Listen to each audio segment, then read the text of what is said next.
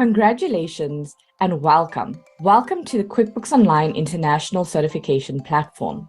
If you are here and you are now going to go onto your Accountant in Practice trial.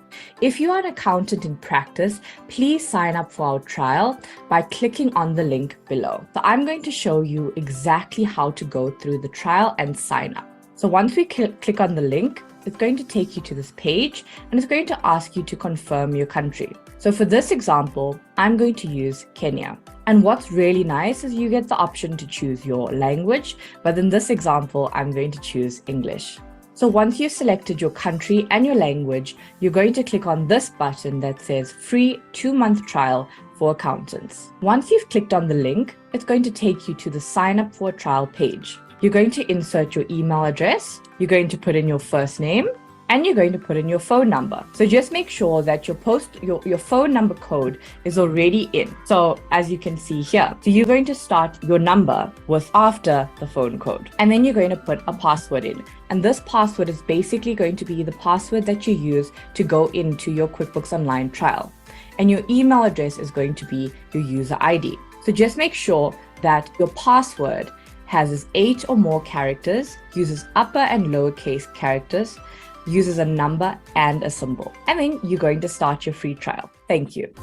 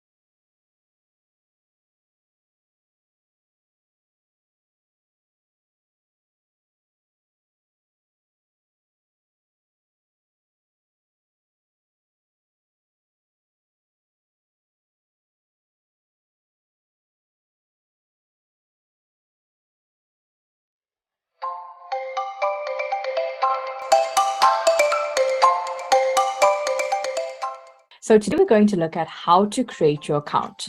So I'm going to go through it step by step with you. So we're going to start off with your first name and your last name.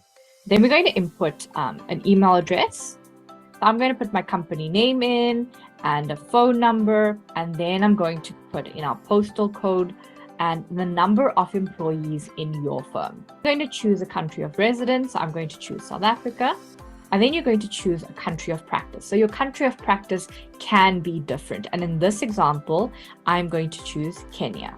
And you can choose multiple. So once that has been done, you're going to click on create a password.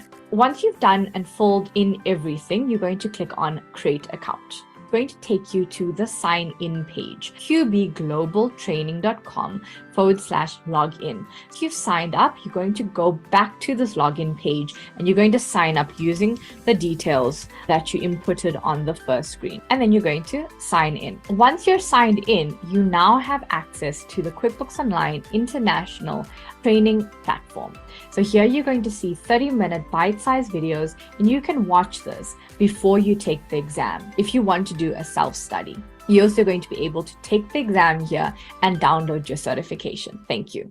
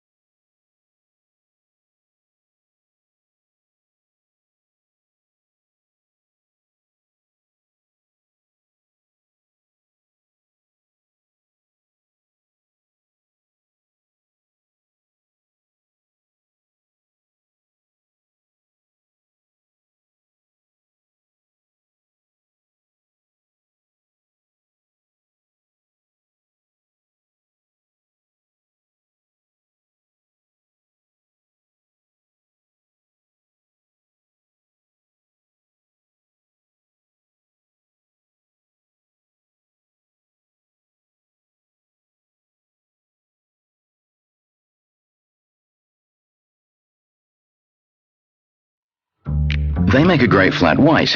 Accountants like you keep them in the black. They know a lot about rock records. You know a lot about financial records. They know how oil flows, but when it comes to cash flows, that's what they rely on you for.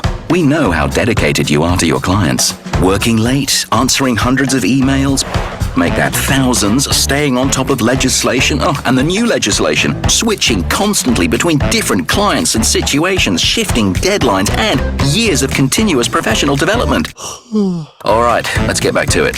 They rely on you, and you can rely on QuickBooks. Our powerful accounting and small business tools, systems, and reports help you grow your business and support your clients. We're dedicated to growing our accountant and advisor community around the world, consistently innovating to supply best-in-class products and services to nearly 8 million small businesses on QuickBooks in 160 countries across the globe. We're here to back you so you can focus on what's important, backing your clients. Yeah, even you, Marcel. Intuit QuickBooks, backing you.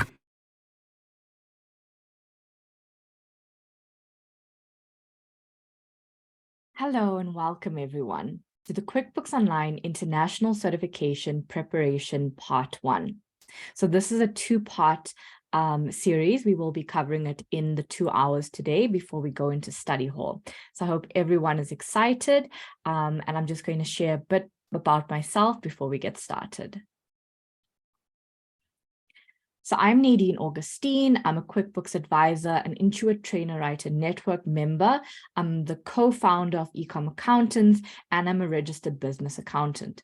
So I really do enjoy sharing my knowledge about QuickBooks Online, and I really love the product. So I hope I'll be able to give you guys as much knowledge and tools to get you through the certification today. So what's really great is we've got a prize today. So it's all about getting certified. So the first 10 people to get certified will win a $25 shopping voucher. So once you're certified, so this means once you've got your certificate, you're going to email your congrats mail to qbevents@eclipsecomms.com, and the winners will be contacted via email. So it's going to be the first 10 people. So really make sure you do your certification because you definitely want to get that shopping voucher. Okay, and then we're on to our agenda. So we're going to break it down in 2 parts. So module 1, we're going to look at QuickBooks features, creating a company and your dashboard. Module 2, we're going to look at the QuickBooks accountant settings. Module 3, we're going to look at your managed users, your multi-currency, and your chart of accounts. And then module 4, we're going to end with inventory management. And after that, I'm going to do a quick demo if we have time, before we go to a 5-minute break. And then we're going to come back and do the rest of the modules.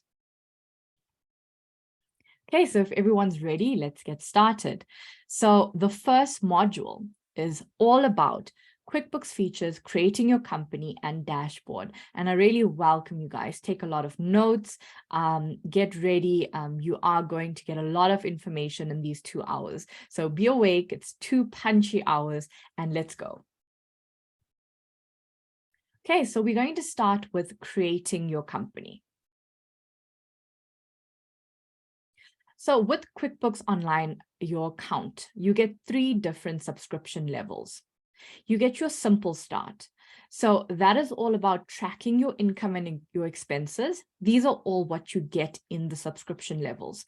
You get to send custom invoices and quotes. You get to connect your bank. You get to track your sales tax or your VAT or whatever type of income tax VAT codes you use. And you get 1 user plus your accountant.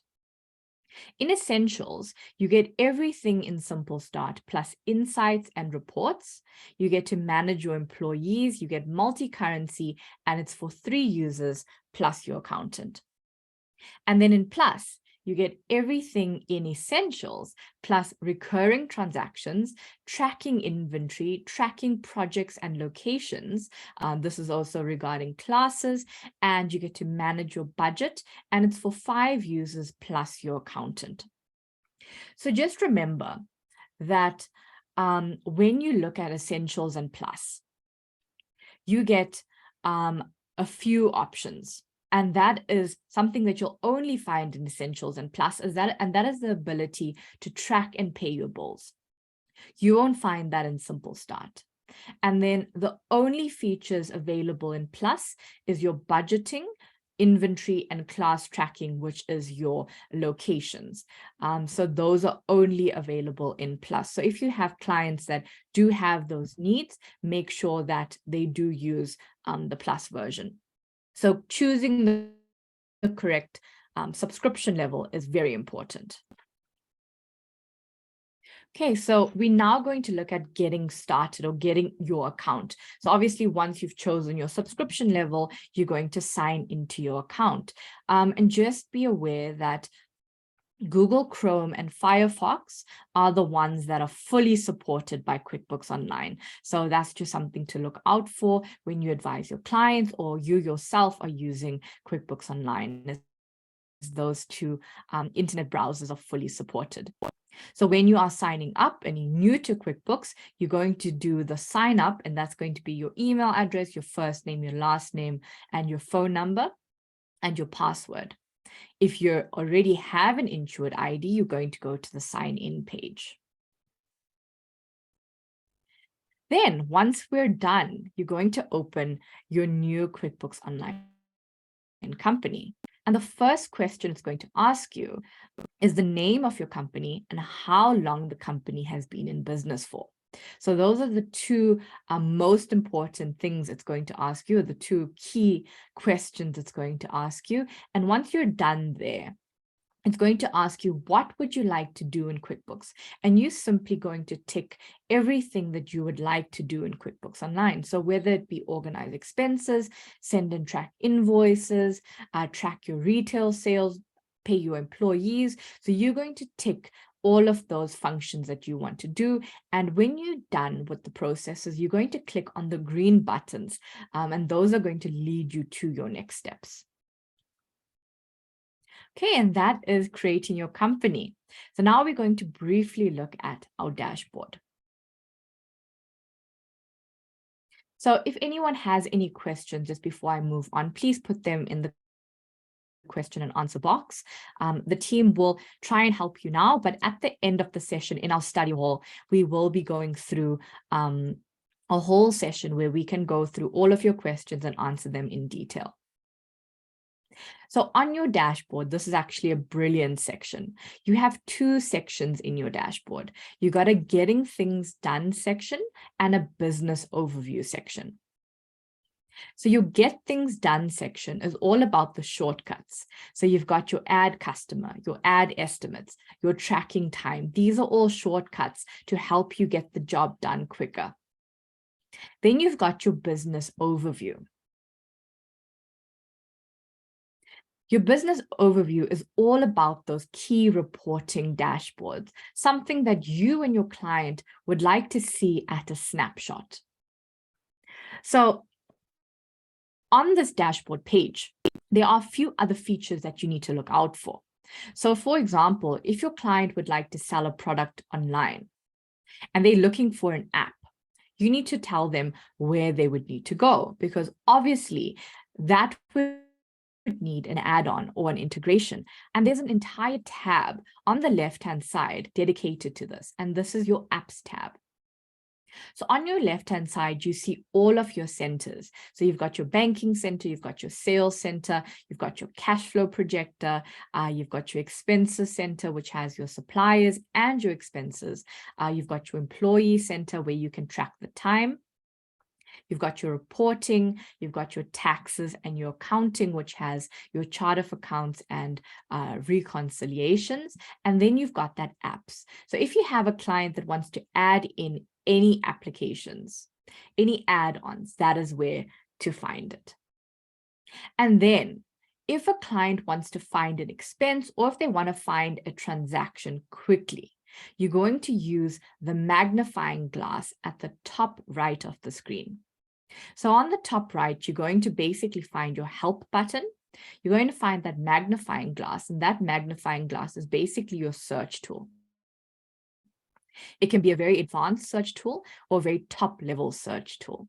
You're also going to find your latest notifications and the gear icon, which has access to all of your settings and a little bit more detailed transactions, or a bit more difficult transactions, such as your importing of data and your recurring transactions.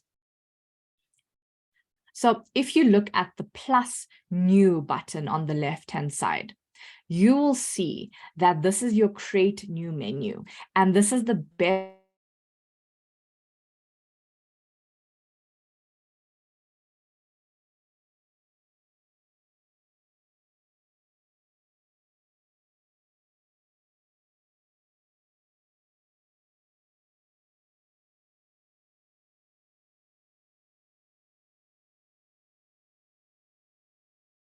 sheet.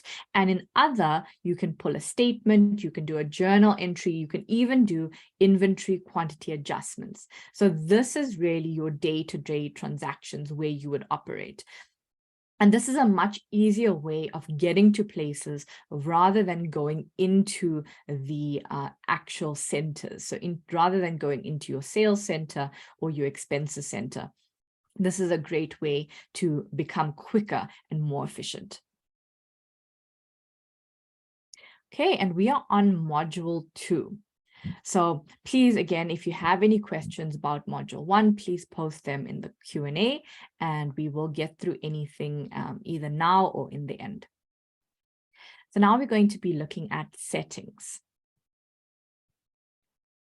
So the settings is very important. The moment you don't do your settings correctly, and this should be done on a per client basis, this will lead to how your QuickBooks file is built and how it operates. So your settings tab or your accountant settings function is very important and should be one of the first things you do when you sign up for QuickBooks Online. So this is actually one of the places where you do some additional features, such as switching on purchase orders, or even switching on multi-currency. So you would go to accountant settings. So you'd go to the gear icon and accountant settings for all of your accountant settings needs. And once we're in, this is what you see. So on the left, it's broken down in your company, your billing and subscription, your sales, your expenses, your time, and your advanced settings. So this helps you to go through step by step and set all of those different types of settings.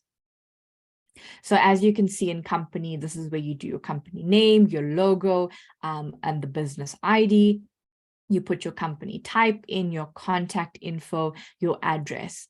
And then when you go to sales, you're going to maybe customize how your invoices look, how your quotes look, and how you would send them. So are your invoice terms net 30 days, net 15 days? Do you want your shipping field on? Do you want a discount field on? Do you have any custom fields that need to also be switched on? So these are some of the sales content that you can switch off and on, and it's not stuck in stone. So if you switch them on and later on you don't need them, you can always come back and switch them off again. Then you've got your product and services. So this is where you switch on whether you want a SKU column, or if you want to track quantity and the price or rate, and if you want to track inventory quantity on hand. So some of these settings will obviously not be available, determining which subscription level you choose. So also bear that in mind. And then something such as progress invoicing, also that is something you can switch on or off. Then you've got your expenses. So that's something you can look at your bills and expenses. You can switch on or off purchase orders. So it defaults to off, but you can switch it on if your client needs it. And then you get your default email messages that sends with purchase orders. Your time is just how your country works. So if your first day of the week is a Sunday, you can set that. If your first day of the week is a Monday, you can set that. And then obviously you've got your timesheets, how you want your time to be, is it billable or not, and if you want to show a service field. And then we come to the advanced section. So this is where you can set your first month of the fiscal or the financial year.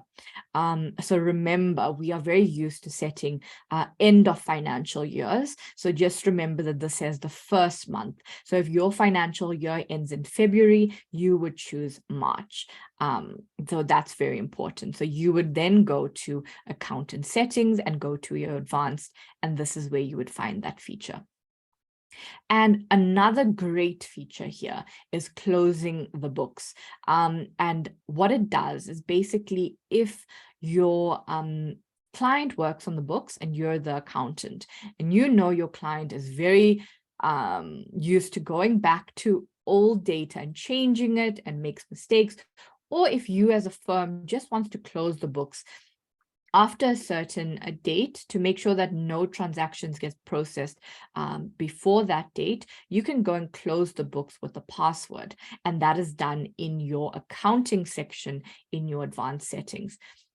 And basically what that means is your books are closed and nothing can be processed there unless obviously a password is entered. And in the section, you also have the ability to enable account numbers. You have the ability to switch on or off classes and locations, and you also have to choose your tax form. Okay, and then we are now on to module 3. So accountant settings is quite a section that I would say you must spend quite a lot of time on. Really look through all the settings to make sure you're going through everything in detail. So now we're going to look at in module 3 is your manage users, your multi-currency and your chart of accounts. And we're going to start off with your manage users. So with your manage user permissions, you do get 4 types of user accounts that you can have. So you've got your time tracking only, and that logs into a special version of QuickBooks Online that only has timesheets. Then you have your reports only user, and that user logs also into a special version of QuickBooks Online, and that gives them access to almost all of the reporting. You then have a company administrator that has access to all areas of QuickBooks Online, including settings and full access rights to all other services. So generally, you as an accountant will be the company administrator, and if you want your client to be that, you can, but sometimes I think that's not the greatest of options because they can mess up some settings. And then you have a standard user. So a standard user can control which areas, or you can control which areas of QuickBooks that user has access to. So whether it be customers or suppliers or both. So just remember that time tracking and reporting users are completely unlimited. So they don't work against your user count on the different subscription levels. So they are unlimited.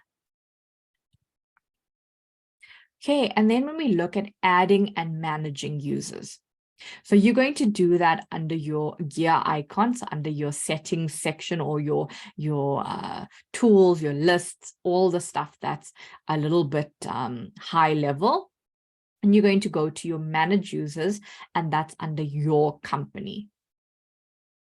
And then when you're in that section, you're going to go to add a user.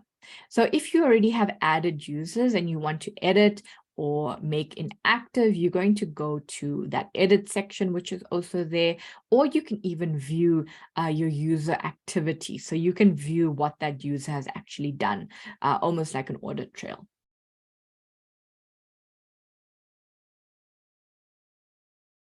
So just remember that report-only users have access to all reports except for information that includes contact information for customers, suppliers, and employees. So that's especially in QuickBooks Online Plus because they have access to those reportings. So also remember that some things are not available. That will be according to your subscription levels.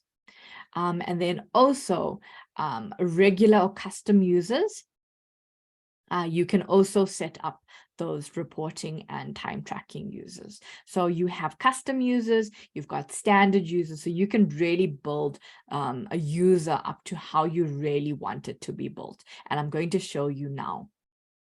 So if we go for a standard user, and that's a standard user is great because you have the ability to limit them.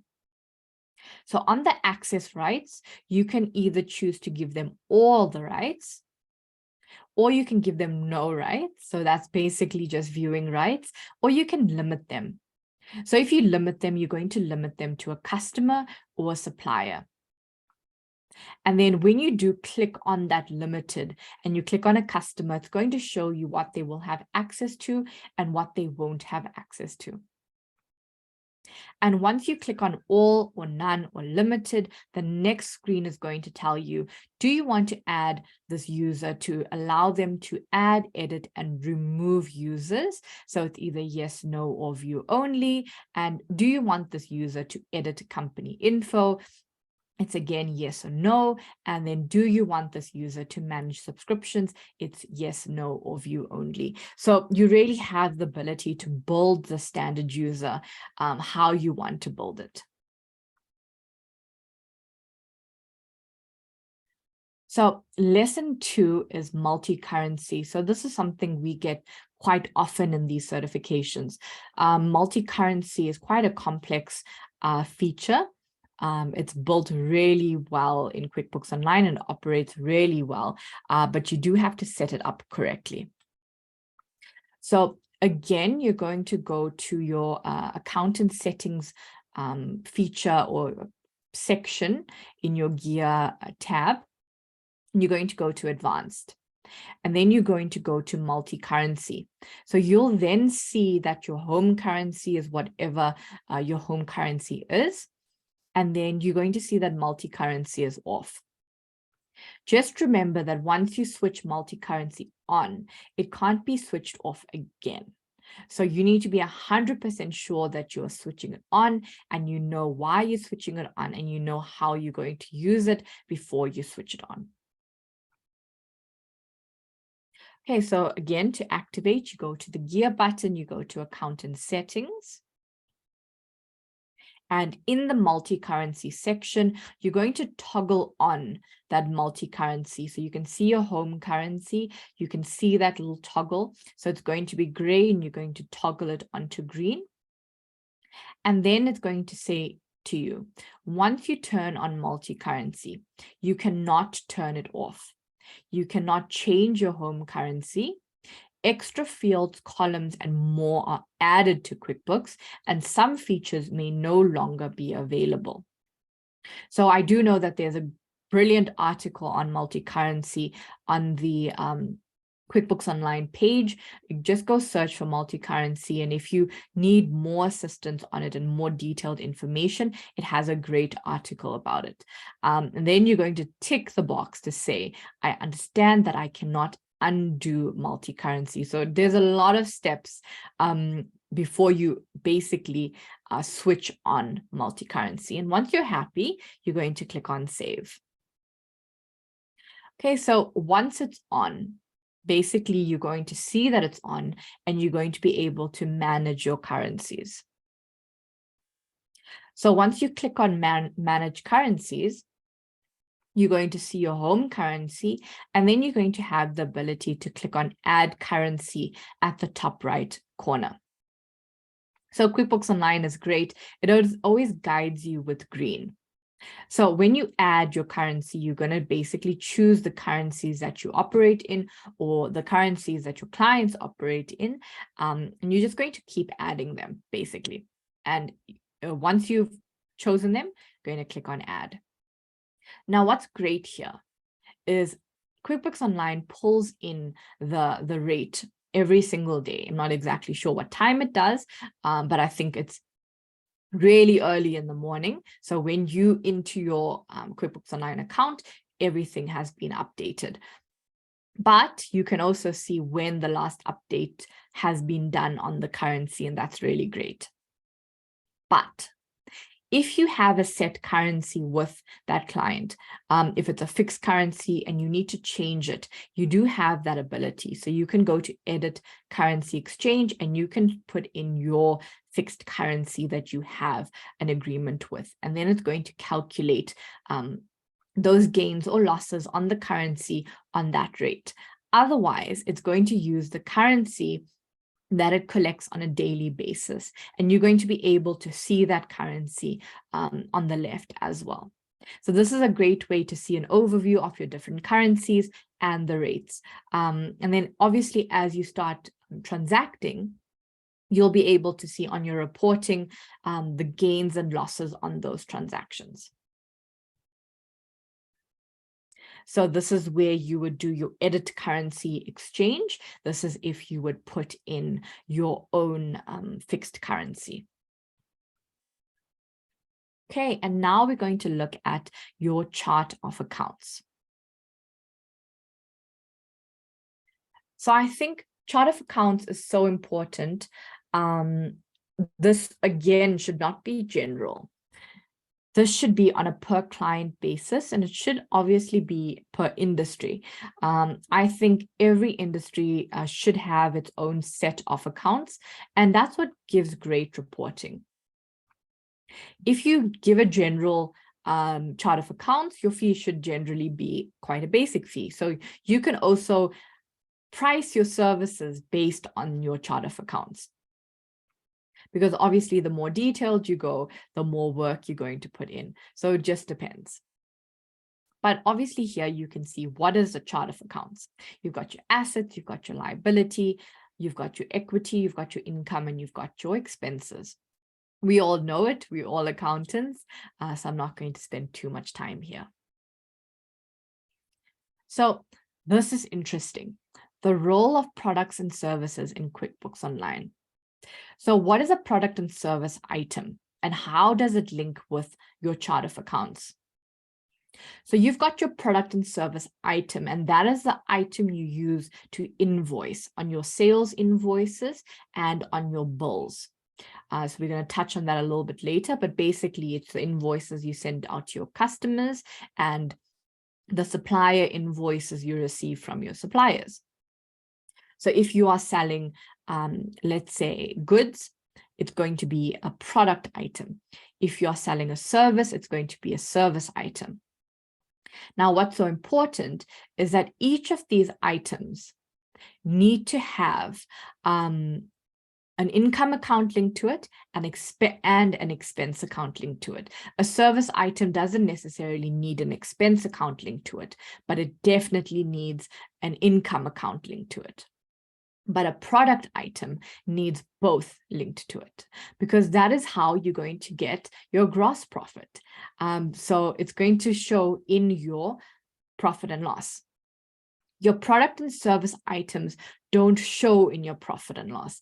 And that's why when you link it to your income account and your expense account, those show in your profit and loss. So here's a little diagram which basically shows the flow of the transaction. Okay, so why clients might need a customized chart of accounts. So companies have various needs, and they're based on maybe an industry or the company structure, or maybe the workflows of the business. So industries could be a product-based company, maybe a real estate company, a retail business, a construction business. It could be a company structure. So the books need to look different for non-profit or for sole proprietor. Or it could be for workflow purposes. So it could be for payroll, it could be for loans, job costing. So it's really important to have this conversation with your client to see what their needs are. And the ultimate goal when it comes to customized chart of accounts is to capture your data as accurately as possible, as completely as possible, and as meaningfully as possible. So you want to really give value to your client and value to your customer at the end of the day. So when you create your customized chart of accounts, these reports that you're going to generate are really going to provide insight into the business's performance. And this is going to give value to your clients. So again, it's all about what do you want to do for your clients? And here are some ways on how to customize your chart of accounts. So as well as adding accounts, editing to default chart of accounts, you can also edit the name of default accounts. So that's really great. So you can build it the way you want to build it. You can add account numbers if that works well for you. You can also merge duplicate accounts, and I'm going to show you that in the next slides. But merging can be if you've mistakenly created, let's say, a bank charges and a bank fees, and you know those two are supposed to be the same, but you've transacted in both. Instead of going and fixing the transactions, you can basically just merge the two accounts together, and it's going to save you a lot of time. You can also make unused or redundant accounts inactive. So you can't delete them if you've obviously transacted in them, but you can make them inactive. And that's going to help by making your chart of accounts look much more neater. And many firms do use a standard chart of accounts across all their clients. It just depends what works for you.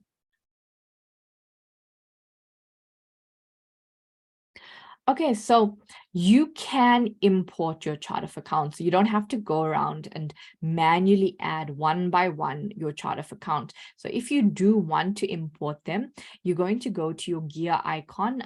Again, that's where most of your settings happen. You're going to go to import data, and you're going to choose chart of accounts as your option of what data you want to import. And here we can see this is what your chart of accounts screen looks like. So basically we've got you're going to go to your accounting section or your accounting tab on the left-hand side, and you're going to choose chart of accounts. So this is basically a broad view of your chart of accounts screen. So if you go to any of the chart of accounts and you go to that little arrow, which is highlighted, a drop down arrow, you're going to see that there's various options on that drop down. So obviously on a bank account, such as cash and cash equivalents, it's going to ask you to connect a bank. But you're also going to be able to edit that name or that account. You're going to be able to make it inactive, and you're also going to be able to run a report on that. So let's pose a question. If your client has asked you to maybe simplify how your chart of accounts looks or how their chart of accounts looks in QuickBooks Online, and they want you to limit the view. So just to show the account name, the type, and the balance. So they don't want to see the detailed type, they don't want to see the tax rate, and they don't want to see the bank balance. What do you do? So basically what you're going to do is you're going to go to your chart of accounts, because you're on the screen, obviously, and you're going to go add or remove columns. So that's going to be under your gear icon, and that's underneath the big gear. So there's a smaller gear just above the action. And you're going to see which basically columns you want to show or remove. You can also click on the pencil, and that will also be able to let you edit the names of the accounts in this layout. Okay, so if we look at merging accounts and making them inactive. So what it says here is a cluttered chart of accounts confuses clients and makes reporting less effective. And that is so true. So by making an account inactive, you're going to do this when it is not relevant to the client's business, when the account has been closed and the balance is 0, or it's not needed anymore. And you're going to merge an account when two accounts serve the same purpose and when they are duplicates, so misspelling. And that actually happens quite frequently. You can definitely maybe do telephone and internet and telephone, or you do telephone and with the word, and you do telephone with the symbol and. So it happens. We sometimes more than one person works on the account, and these mistakes do happen. So what's really great is you don't have to go and recode all of these transactions. You're going to merge them. And just remember, merging is not reversible. It is permanent and cannot be undone. So just make sure that when you're doing it, you are 100% sure. And I'm going to show you how to merge on the next screen. So merging, this is the example we're going to look at, is bank charges and bank fees. We can agree that they are both the same transaction or both the same account. They just were created with different names. Someone preferred the name charges, another person preferred the name fees. So you are going to decide which name you prefer. Which name is going to be the correct name, right? That's your first step. And you're going to edit the one account and name it exactly as the other account. And I'm going to show you now how to do it. So you're going to open the one that you want to keep. So in this case, we're keeping bank charges. So we like that. So we're going to copy bank charges because, again, we don't want to retype it because maybe we type it wrong. So copy it, right? So, and then you're going to close it. Then we're going to open bank fees, the incorrect one. And you're going to paste over it. So what you're then going to see is that bank fees is going to become bank charges. And when you click on save and close, you are going to get this message. That name is already being used. Would you like to merge the two? So as easy as that, you're going to say yes. And your two accounts have been merged.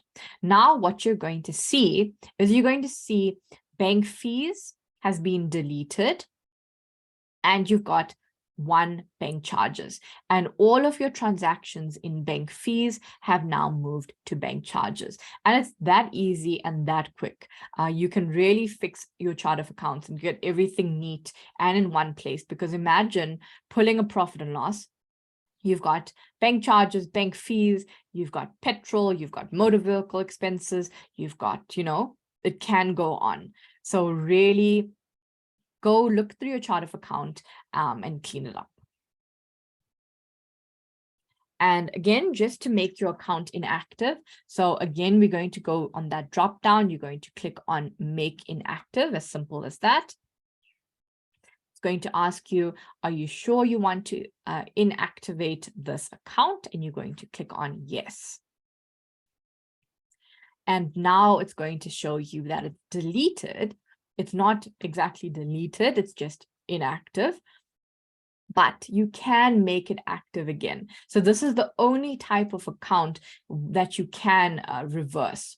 So if you do make something inactive, you can make active again, and that's just by clicking on the make active button. And this is now sub account. So this is the last section before we move on to module 4, our last section. So basically, you're helping your client now do their chart of accounts. And let's say they want to group all of their travel and accommodation. So they've got hotel, they've got rental cars, they've got airfare and meals. How are you going to group it? And grouping it, you're going to use sub accounts. So you're going to call your parent travel and accommodation, and you're going to create multiple accounts called hotel, rental, cars, airfare, meals, and you're going to say that this is a sub account of travel and accommodation.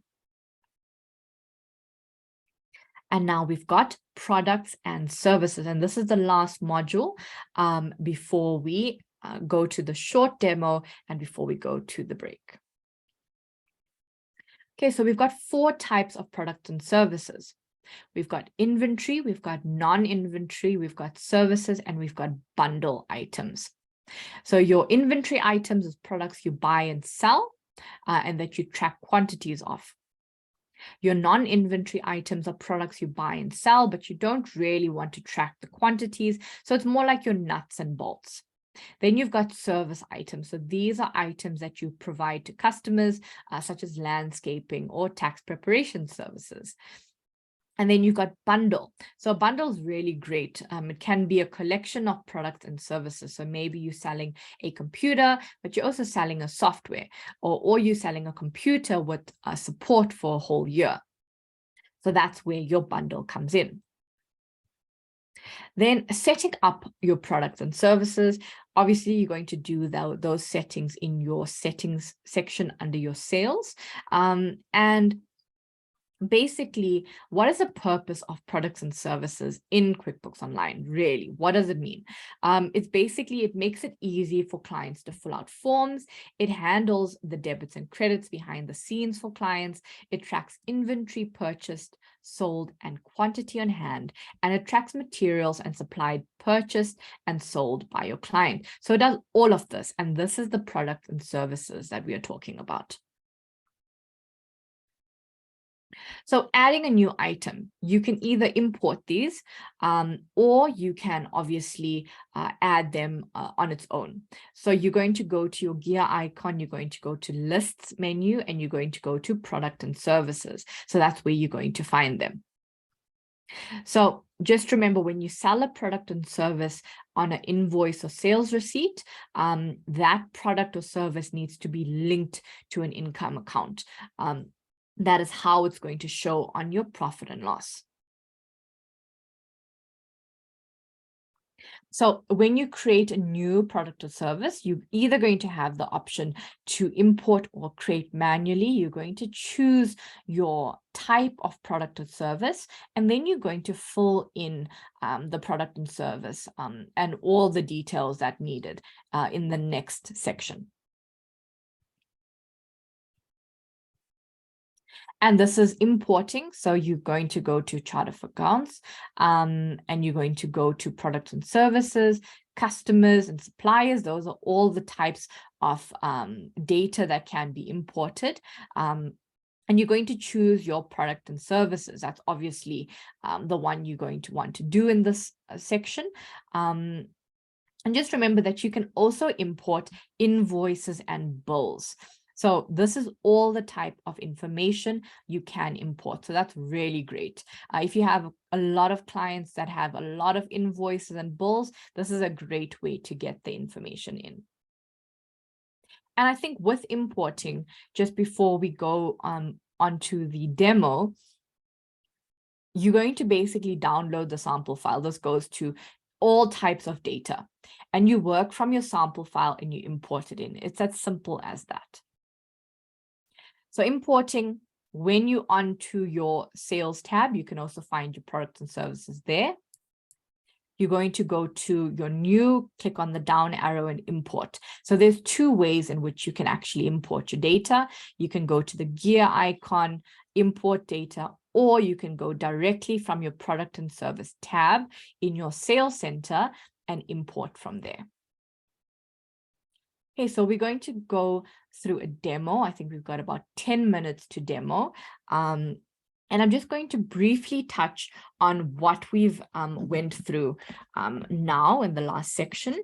So I just want to switch my screen over. Log in.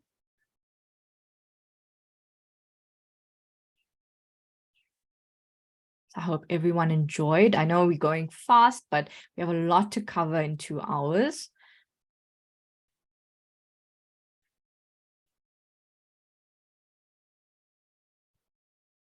Just going to share my screen. Okay. So basically, this is what you're going to see. So I've made an example of Freddie's gardening services. And I'm just going to touch on account and settings. So this is your account and settings screen, and we're going to look into account and settings. So here we've got your company name. This is where you can put in your company name. And if it is the same as the legal name, you can put in your business number and you can put your VAT number in. This is where you can put in your company email. It can be different if you want them to contact you differently on sales invoices. You put your phone number in and a website. Again, if you want your company address to be on there and it is different to a customer facing address, you can also do that. And that's really great. We look at the sales section. This is where you would customize your invoices. This is where you would maybe switch on shipping, or you would put on your discount, for example, and custom transaction numbers can be on. And when you're done, just make sure to click on save, because otherwise it's going to keep telling you that you have not saved and you would lose all your settings. This is your product and services. So we don't necessarily have any inventories in this example, so I'm going to switch that off. All of these things can be off for now. So these are the different types of settings you get. Expenses, I'm going to leave purchase orders on. I'm going to leave that as that. And my first financial year end is March. It's the same as my tax year. We use the accrual method for accounting. I'm going to save that. I don't want account numbers. I don't want to track classes and locations. So this is fine for me. This is your where you would put on your multi-currency. You would choose your home currency. So you do have the ability to change your home currency as well. So that's quite nice. And when you are done, please click done. Okay, so I'm going to import a chart of accounts now just to show you how that works. So we're going to go to the gear icon and down to chart of accounts. Now it's going to say, see your chart of accounts. So this is your general chart of accounts that you have. And then at the top, you're going to say, just going to move this, going to say import. So I clicked on the down arrow, import. So what you can do is download that sample file. That sample file is going to guide you on what information you need to put in to upload correctly. So you download it. You can see it downloads as just a normal Excel file. And then you can upload as Excel or CSV. And I think that's in most of the formats, in most of the imports, can I say, you are able to upload in Excel or CSV. So I've got a template, so I'm just going to go and find it. Just bear with me.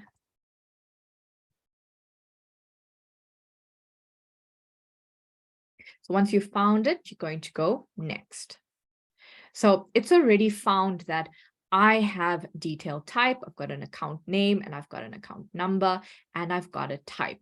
So I don't have a TVA code, for example. So everything is linked correctly. If maybe this is wrong, I can go and relink it, but everything seems correct. It's got ticks. Next. So great. I now have my accounts, right? So here we can see it's bringing in account numbers. We've got my accounts names. We've got our types. What is great is I can change here if I want to. I can also change here if I want to. So maybe I want to change this to maybe cost of sale, right? But then it's not going to go to payroll expenses. I'm going to have to change it to cost of labor. And here, it wants me to change this to bank. So it doesn't want me basically to go ahead and create a, there's no such thing as current, basically. I needed to choose a bank. Here you can see this is a savings account and it went to savings, and I'm not going to import any tax codes. And if you want to import all, you can, Or let's say you want to only import 3, you can also do that. But in this example, I'm going to import all. Okay, and here we go. 10 out of 10 accounts have been successfully imported, and we can maybe look for some of the accounts. So maybe let's filter it. Here we've got your current account, public bank that I've done, and a savings account that I've also done. So you can see that it's been imported correctly. Okay, so I'm going to do that merge with you, and I hope I do have the 2 bank charges. Okay, so I see I've got a bank charges. Let me go ahead and create a bank fees. So you're going to go choose your account type as expenses, and here's your bank charges. And I'm just going to rename it to bank fees and close. Okay, now I'm going to go in to my correct one, copy it, go to my incorrect one, paste it, and save. And now it does not want to. There we go. So the name is already being used. Would you like to merge the 2? Yes. Changing the type? Yes. I think my internet is just a little bit slow, so I'm going to refresh.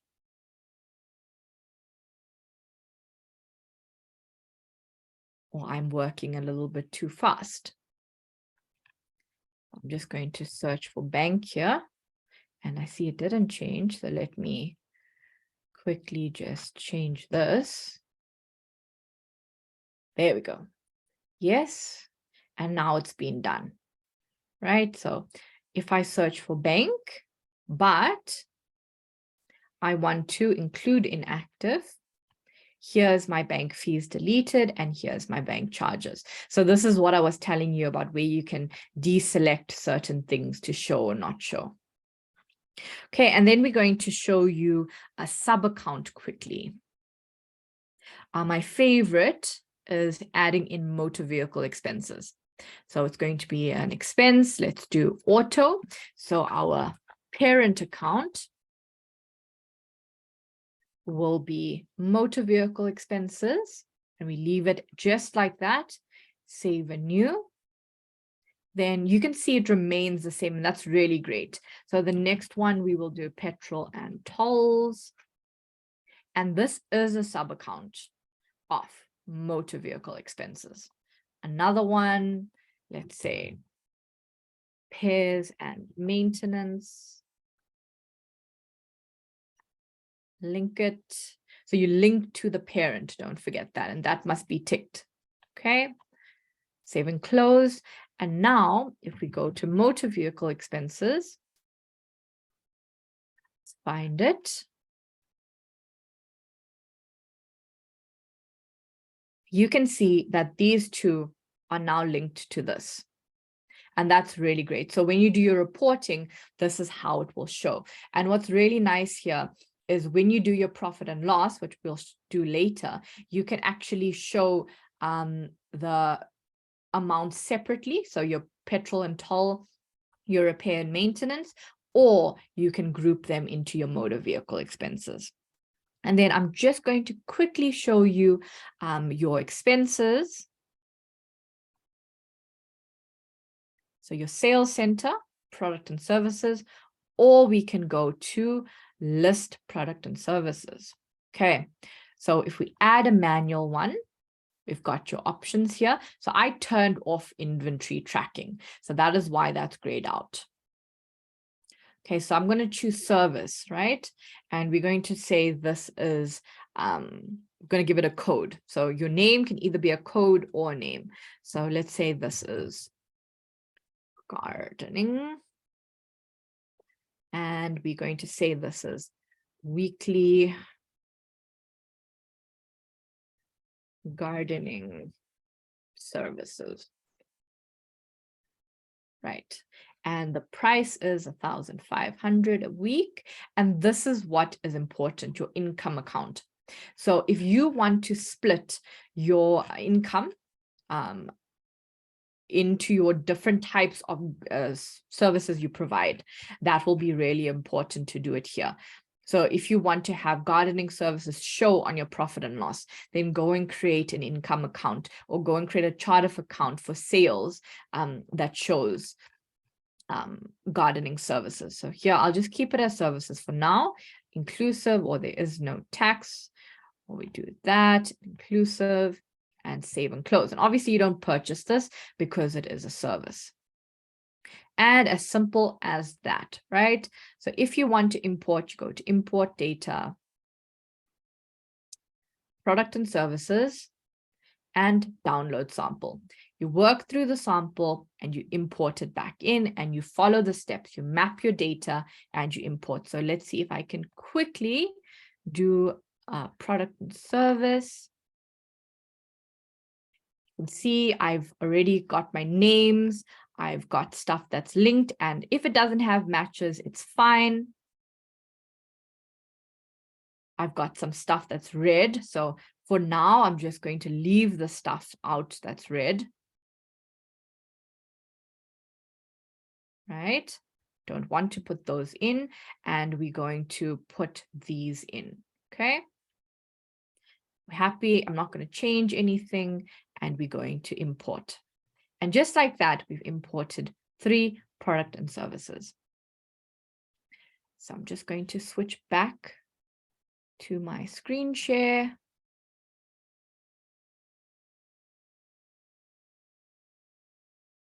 So that was a very quick demo. I hope you guys took in some information there, but now's a chance to scan your QR code to redeem the discount available in your region. So there's a special event offer for the certification. So if you want to sign up today to try QuickBooks Online, scan the QR code and an agent will be in touch with you. I also think the link will go into the chat. So we're going to now go to a 5-minute break, and we will be back. And when we're back, we're going to come back for part 2. Thank you.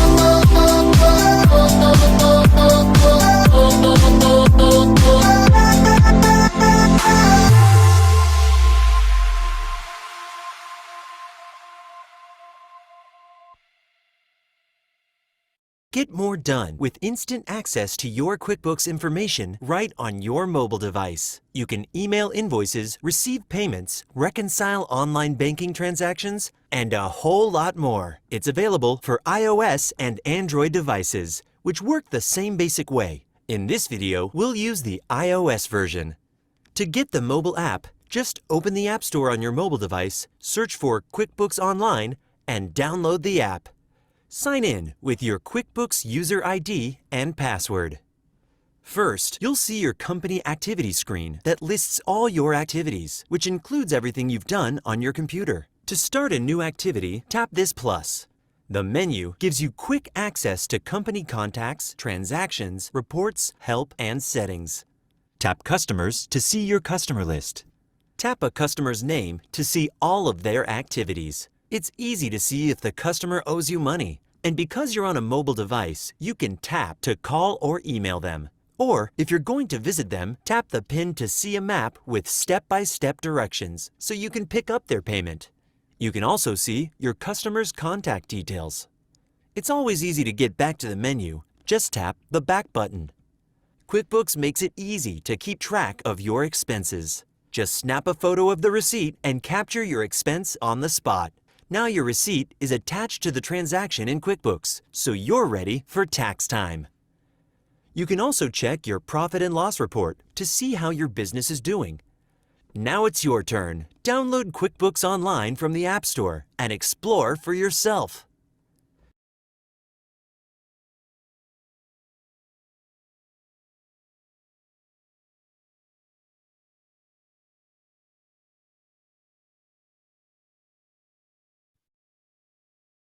Welcome back, everyone. I had a short break. I hope you guys actually caught the video on the mobile app. It's a very, very cool app. I actually tell all of my clients to use it, especially the receipt capture function. So I hope you rested. I hope you enjoyed the first session. I did, actually. I really enjoyed explaining everything to you, and I'm excited for part 2. Okay, so we've got 4 modules left, and I think these are quite the important modules. So we've got module 5, which is supplier, purchase, and bill payment. Module 6, which is your customer sales and receive payment. Then we've got reports, tax, QuickBooks, your QuickBooks app, which I'm going to touch on, and your recurring transactions. And then we're going to end with online banking. And the banking feature is my favorite feature, so I hope I can spend enough time on it with you guys. Okay, so we're going to start with module 5, which is your supplier, purchase, and bill payment.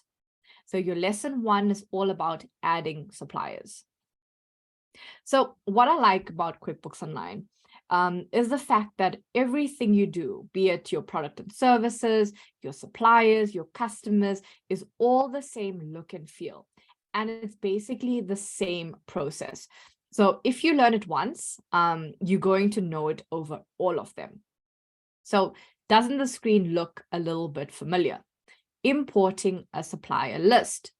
So you're going to go to your expenses tab and you're going to click on suppliers. Then on the right-hand side, you're basically going to click on that little drop-down arrow and you're going to say import suppliers. So you can either do a new supplier, that's where you add it in manually, or you're going to import your supplier list. And on the supplier screen, you're also going to be able to see all your different suppliers. You can choose to see their phone number, their email address, and you're going to be able to see what balance you owe them. So adding a supplier is very easy. This is all the information you're going to need. And this is obviously if you're adding it manually. So you've got the first name, the last name, the address, and what's really nice is you actually can click on the map. So if you don't know the exact address, you can click on the map, find it on the map, and it will go back into QuickBooks Online. You can do your attachments. So let's say you have a contract with your supplier, load your attachment in. Remember to separate your emails with commas and don't put a space in between. I see a lot of people get that wrong. So when you have different emails, so you want to send the bill or the purchase order to different email addresses, make sure you put it with a comma. Separate your emails with a comma and no spaces. Then you can also put your opening balance if you're taking on a client, the account number, so that's the bank account number, and the VAT code or the sales tax code. So short and sweet. Lesson 2 is all about purchase and bill payment. And then we're also going to look at expenses and supplier credits. So this is your expense and supplier workflows. This is really how it actually works. So this is the payment at the time of purchase. So you have two options here. You've got your option 1. So your option 1 is your expense. So that records your purchases with your debit cards or your credit cards. So that's like your bank charges, or if you eat out with a client at a restaurant. So those are expenses that happen real time, if I could say it that way. It's the easiest way to explain it. And then you've got option 2, or let's say those expenses are actually transactions that you would capture using the expense route. So you'd go in and you'd say create new expense. And then your option 2 is if you code it directly from a bank feed. So this is where you would capture directly from the bank. And I actually do this quite often. It's actually a much quicker method, is just to do your transacting directly from the bank feed. Unless there's obviously more complex transactions, then you do it out of bank feed and then match with your bank feed. Then you've obviously got your payables later, so your accounts payable. So in this step, you've got 2 steps or two processes. You've got your bill. So actually it could be 3. You've got your purchase order. This is obviously where you're requesting a type of product. Then from a purchase order, if it's accepted, it gets turned into a bill. Then once it's turned into a bill, you then make the payment. This could be after 30 days, after 60 days, after 15 days, whatever your terms are with that supplier. So you're going to create that payment and you're going to pay that bill. So basically the way to manage your accounts payable in QuickBooks Online, you're basically going to go create your bill and then pay the bill. So your payment is applying your payments to all open bills with debit cards or credit cards or checks, if you are still using checks in your country. So that is how you do your bill payments. Or if you are in some countries that use EFTs, that is another way in which you would do your bill payments.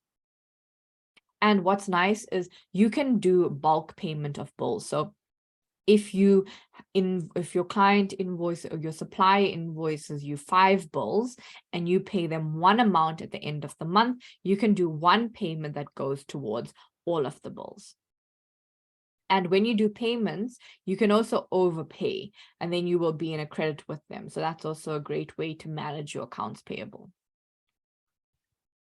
So this is the process of creating a bill.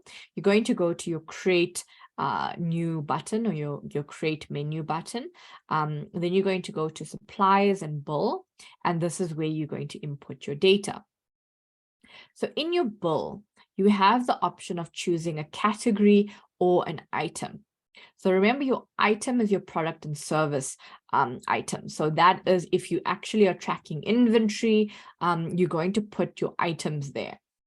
But if you're buying, let's say, an asset, for example, then you're going to put that in category. So there's 2 types of bill details that you can input. And that's very important where you put them, because that will link directly with your inventory if you are tracking inventory. You can also add a purchase order directly from your bill, or you can go from purchase order to bill. So there's 2 ways in which you can do it. So once you've created your bills, you want to now pay them. Again, you're going to go to your create new button and you're going to go to pay bills. And then you're going to choose the bills you want to pay. If you're doing a check or an EFT, you're going to choose the bills you're going to pay, and you're going to say pay and the date and from which bank account you are actually paying it from. And this is the difference between a bill and an expense. So basically, you're going to go to create new again, and you're going to go to suppliers and expense. So your expense is something that has happened in real time. So if we talk of, let's say, taking a client out to lunch or a business meeting lunch or whatever the case it may be, you're going to go in categories and you're going to put it in there. So in this case, you can see it's management compensation. We've got the amount. You can put a description in. That's always great. And then obviously you're going to put your tax code in. So in this case, tax is exempt, and you're going to show your payment method. So with this expense, when you pull your bank feed in or your bank statement in, it's going to match to this expense. So you can do it this way, or you can do it directly on the bank. But obviously, if you are going to use the receipt capture function, it's going to create those bills, and that's how you're going to match them. So for an example, just always remember that your payment method is very important. So the payment account is which bank account it was paid from. And then your payment method is also important, whether it was a check or a direct debit or was a debit card or a credit card. So those are all things that you need to look out for when you're processing an expense. And this is what I was talking about when I said adding a purchase order to a bill or an expense.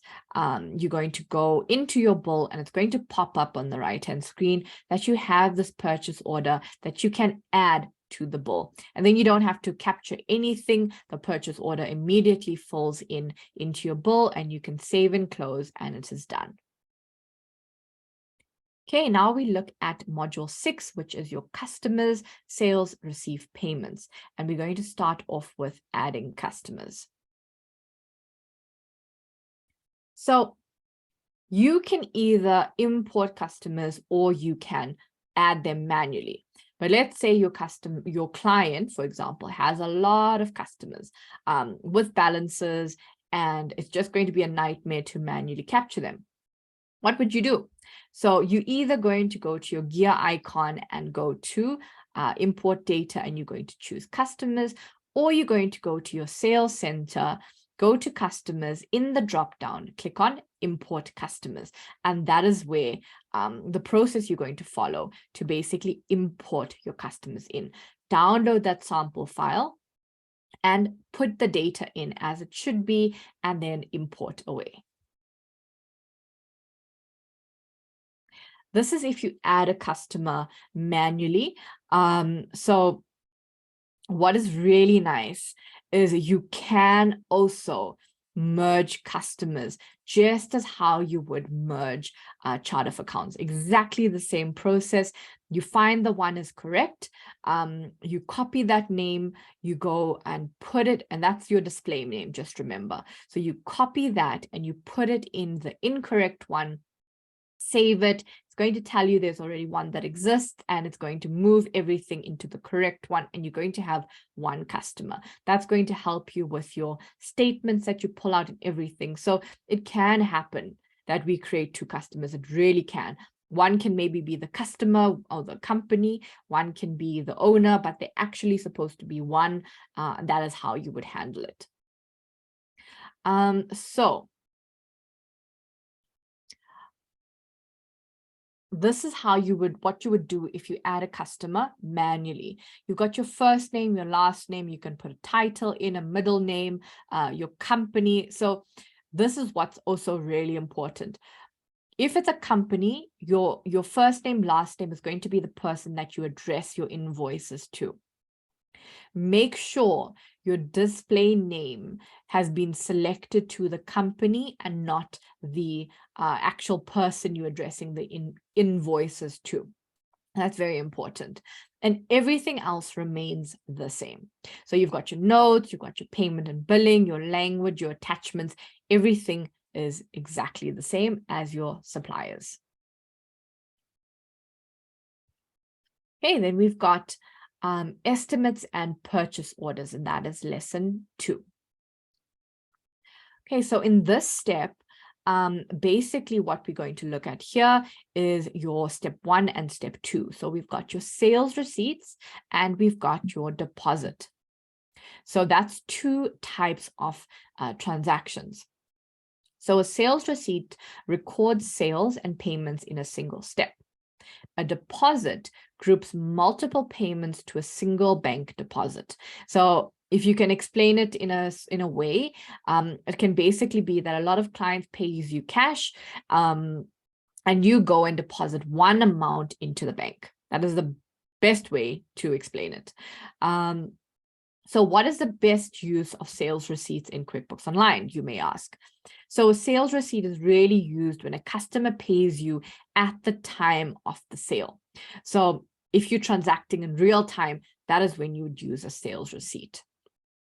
And just remember that you cannot enter a bill if the supplier field is empty. You cannot enter an invoice if the customer field is empty, and you can invoice, or you can enter a sales receipt if the customer field is empty, right? So those are things to look out for when you're capturing those types of data. So this is your accounts receivable section and how the sales workflow actually works. So you've got 3 steps.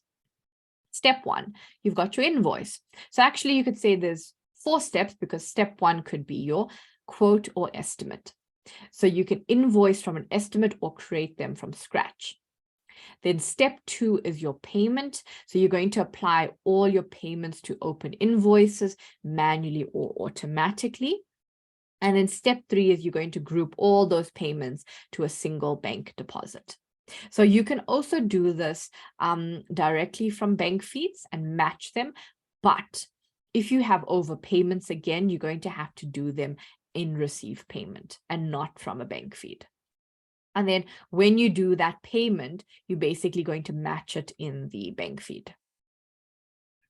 So this is your estimate and purchase order workflow. These are non-posting and posting transactions.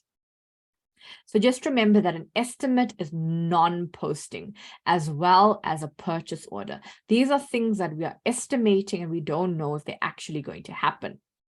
An estimate goes over to an invoice, a sales invoice, and that is a posting transaction. And a purchase order then goes over to an expense transaction or bill, and that's an actual posting transaction. So just look at the 2 and see which ones are actually non-posting and posting. And also estimates as well, I've mentioned that, as well as delayed charges are non-posting transactions. So one thing, just keep in mind that delayed charges are non-posting transactions. And this is just how an estimate would look if you would create one. You're going to go to create menu, click on estimate under the customers section. Everything looks the same. A bill looks the same, an invoice looks the same, a purchase order looks the same. You're going to choose your customer. The details will all pre-populate. Put in your estimated date, your expiration date, choose your product and services, edit your descriptions if need be, put in your quantities, edit your rates if you have to, and send it out. Then what's really nice is you can actually change an estimate to a purchase order. So if you're estimating that a customer is going to buy 5 items from you, but you know you don't have stock, you can go and change that estimate to a purchase order. So you can go and say, okay, I already estimate that I need to go and buy that stock for this order. So it's being proactive and it's being efficient and effective. Converting an estimate to an invoice is ever so easy.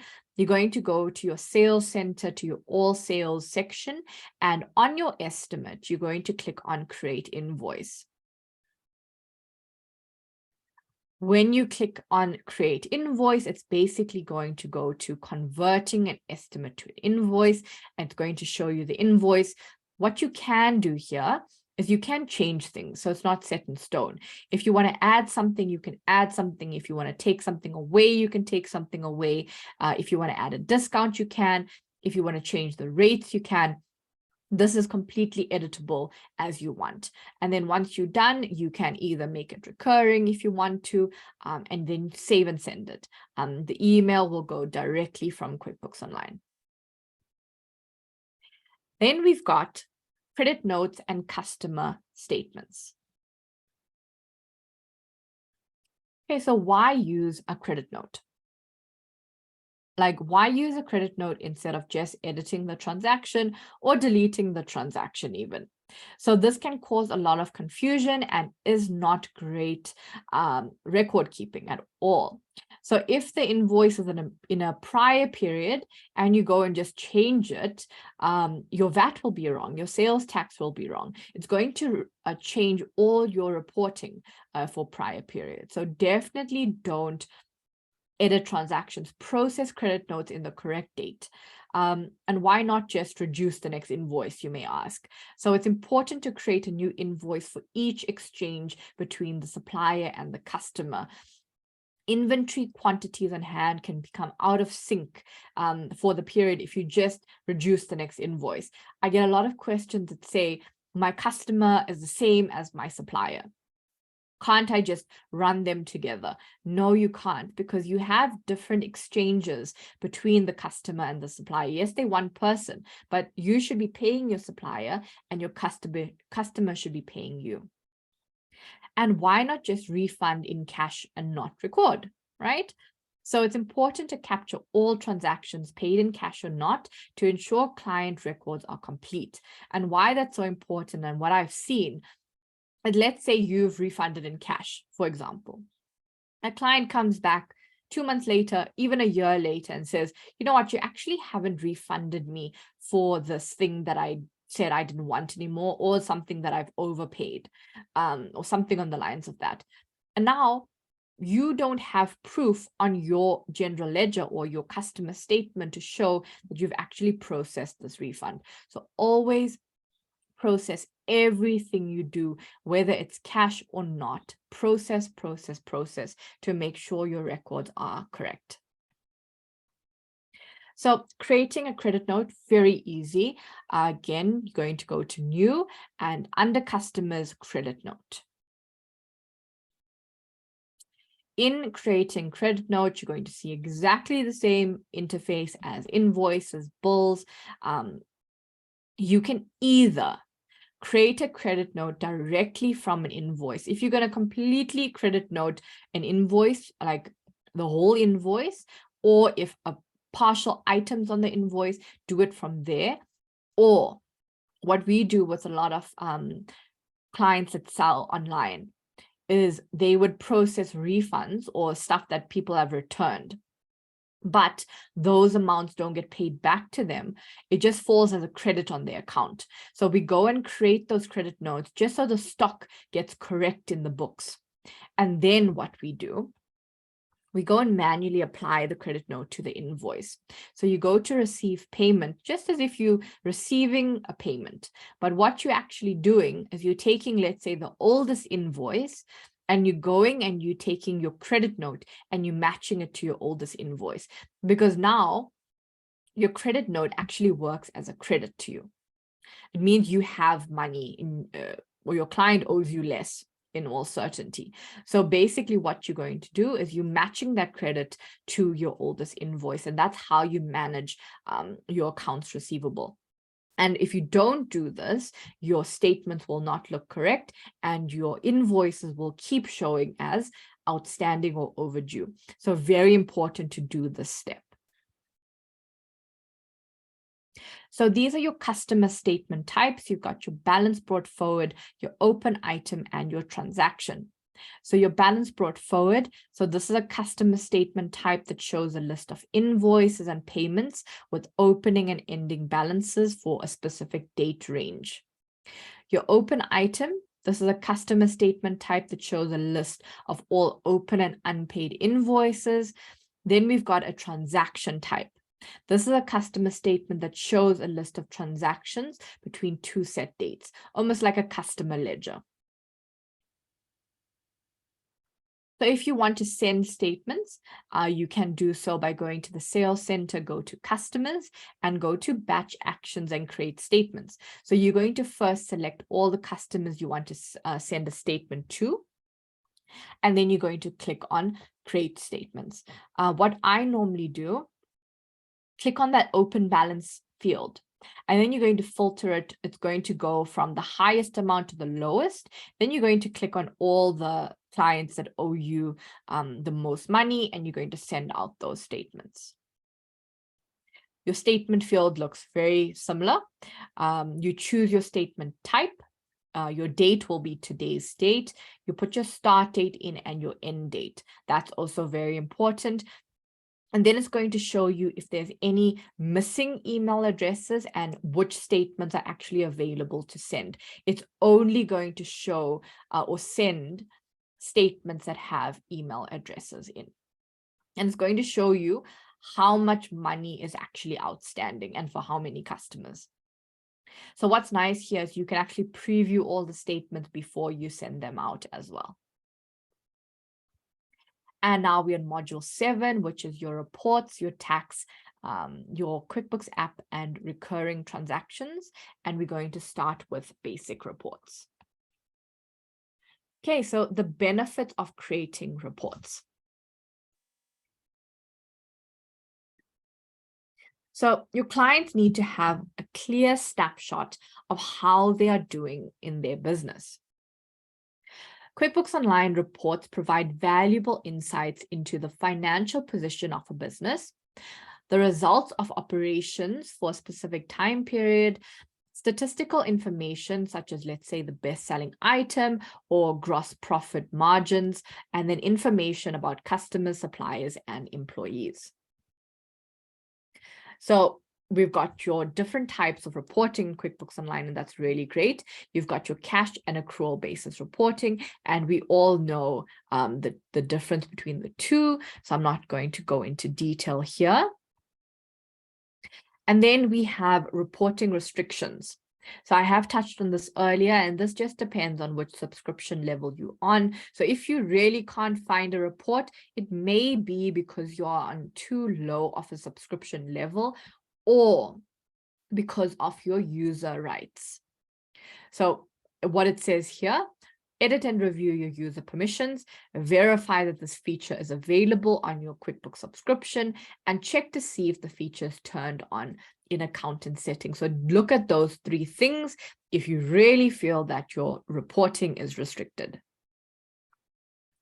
Then we've got your report center. So in your reports tab, we find the report center.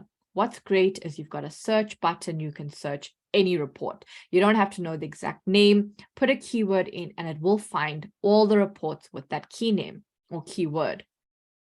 So at the top, we've got your reports and your performance center. The performance center is my favorite. It's your graphs, which you can add, edit, play around with. That's a great conversational tool. We've also got your standard, your custom reports, and your management reports. The management reports you can send out monthly to your clients. You don't even have to go in and set it. It will send out automatically. You can also add favorites, and they're also grouped in different types of reporting categories. So you've got your business overview, you've got your who owes you, sales and customers, what you owe, expenses and vendors, and sales tax, and there is more. What I like about QuickBooks Online, it's really built for the end user.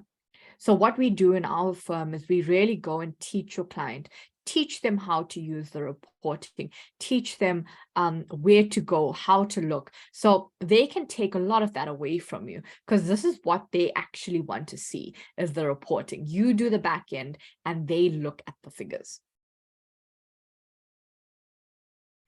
So this is your profit and loss and account or report, and you can see those sub accounts that we maybe have created earlier. So the ones that have those drop down arrows next to them, those are the ones that have sub accounts linked to them. So you can hide or show them by clicking on the drop down. If you click on the drop down arrow when it is down, facing downwards, it will then close it and you will see the total, for example, for legal and professional fees.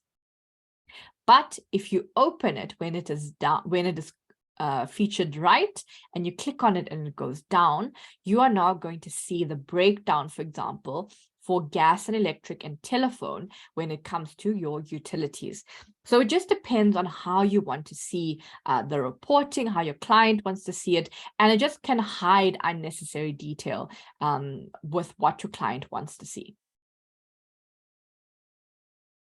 This is a snapshot of your balance sheet, and the same applies. You've got the ability to close some of those accounts just to show the actual balances. Now we look at your value of your reporting and what you can actually do with them.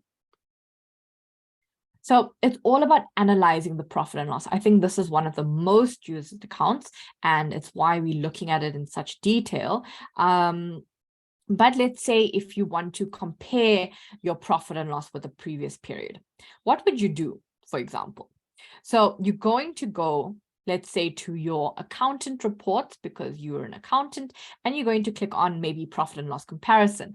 So what's nice is QuickBooks Online gives you so many different types of reports. You can go to the profit and loss comparison report. You can either go to a normal profit and loss report, click on rows and columns and click on the appropriate period of comparison. Then on the report, you're going to obviously go and click which period you want to compare with. So as you can see in this example, you're going to say you want to compare to the previous period, or you want to compare to the previous year. Now, when you do select the comparison, it's going to ask you if you want to compare the change in dollars or whatever your currency is, or if you want to see the percentage change. So it really gives you really great type of comparative figures here. You can also do percentage of rows, percentage of income, and this is where you can also reorder your columns. So just remember that whatever you want to do, if you want to maybe track delinquent customer accounts, for example, something super specialized, customize your report under that customize button and make sure to save your customization. Okay, the same goes with analyzing your balance sheet. If you want to add and remove rows, you're going to go there and click on the customize button and reorder the columns, or let's say hide rows and columns under that customize section. So your customize is really going to give you that ability to make it exactly how you want it. Okay, and then your sales tax or your VAT setup. So when you get started with sales tax, you need to look at the requirements. So to which agencies do your clients need to pay sales tax to? What are the filing frequencies? Is it monthly? Is it bi-monthly? Where are your clients located? And you're going to find the setup and everything tax related under the taxes center. So basically you're going to go to taxes and you're going to go to setup. There's a lovely video which shows you exactly what you need to do and how you need to get started. So once you go to set up sales tax, you're going to go and start off your tax period. So remember, it's not end, it's start. You're going to choose your filing frequency and your reporting method. So in most cases, it's going to be accrual, and then you're going to put your VAT number in or your sales tax number, and you're going to click on next. And then you're all set. Just remember that when you do set up your sales tax, and it's not the first thing you did, go back to your product and services and your expense accounts and go and switch your sales tax on so that you can go and track that correctly on all of your items, because you don't want to go and miss any of those sales tax transactions. Okay, and then the app. I hope everyone did watch the video, but I'm just going to show you a little bit about it. So the QuickBooks Online mobile app is free with any paid subscription of QuickBooks Online. It's available for iOS or Android devices. It has instant updates, so it's always up to date with your QuickBooks Online account. So what you see on the cloud, on the web version, is what you're going to see on the mobile app, and it has the exact same level of security as the browser. Now, the mobile app, this is just a screenshot or a snapshot of what you're going to see. You've got your dashboard, your shortcuts, your new shortcuts, your all menu, your list pages, and certain forms. So remember, in this app, you can't do everything. You're not going to be able to reconcile a bank account, and you're not going to be able to file your sales tax, but you are going to be able to email invoices, and you are going to be able to categorize bank feed items. So there are certain things that you can do in QuickBooks Online, and there's things that you can't do. So just bear that in mind. It will not do everything that the web version does. And now we're going to look at recurring transactions. So this is all about helping your clients set up those recurring transactions. So with QuickBooks Online, there are many types of recurring transactions. You've got your sales receipts, your invoices, your bills, your journals, checks, deposits, expenses, you name it, it's there. So to get to it, you basically are going to go to your gear icon. You're going to go to lists and recurring transactions. You're going to choose your transaction type, whether it is a journal for those depreciation charges, an estimate, an invoice, whatever you want to choose. And you click on OK, and then it's going to take you to that recurring transaction page. So this is a great way to automatically enter transactions, is by making them recurring. So creating recurring transactions looks a little bit different, but you're going to create your template name. It's going to be a scheduled transaction. And you're going to create them, let's say 5 days in advance, 10 days in advance. You're going to, I think this is an expense. So you're going to choose your payee, and you're going to choose your bank account, and you're going to say when this is going to go off. So let's say if you have a monthly debit order for your QuickBooks Online subscription, then you're going to go and create this as an expense, and it's going to recur on a monthly basis and the day on which it goes on. And you can put a start date and you can put an end date if it's got a structure to it. Then you're going to go in, choose your category. So it's going to be a subscription, your amount, and you're going to link it. So what's great here is you can also make this type of expense billable, and to which customer it should be billable to. So it's really got a lot of insight. So every type of transaction you choose will have a different layout. So the invoice will look different. A journal is going to look different. So just bear that in mind when you're doing your recurring transactions. And now we're going to look at module 8, which is the last module, and it's all about online banking. So I do think with time, we're not going to be able to demo online banking, but if I do get to it, I will do it. However, I will address it in the study hall. So first, we're going to look at setting up bank feeds. So this is all about your bank feeds, the banking center.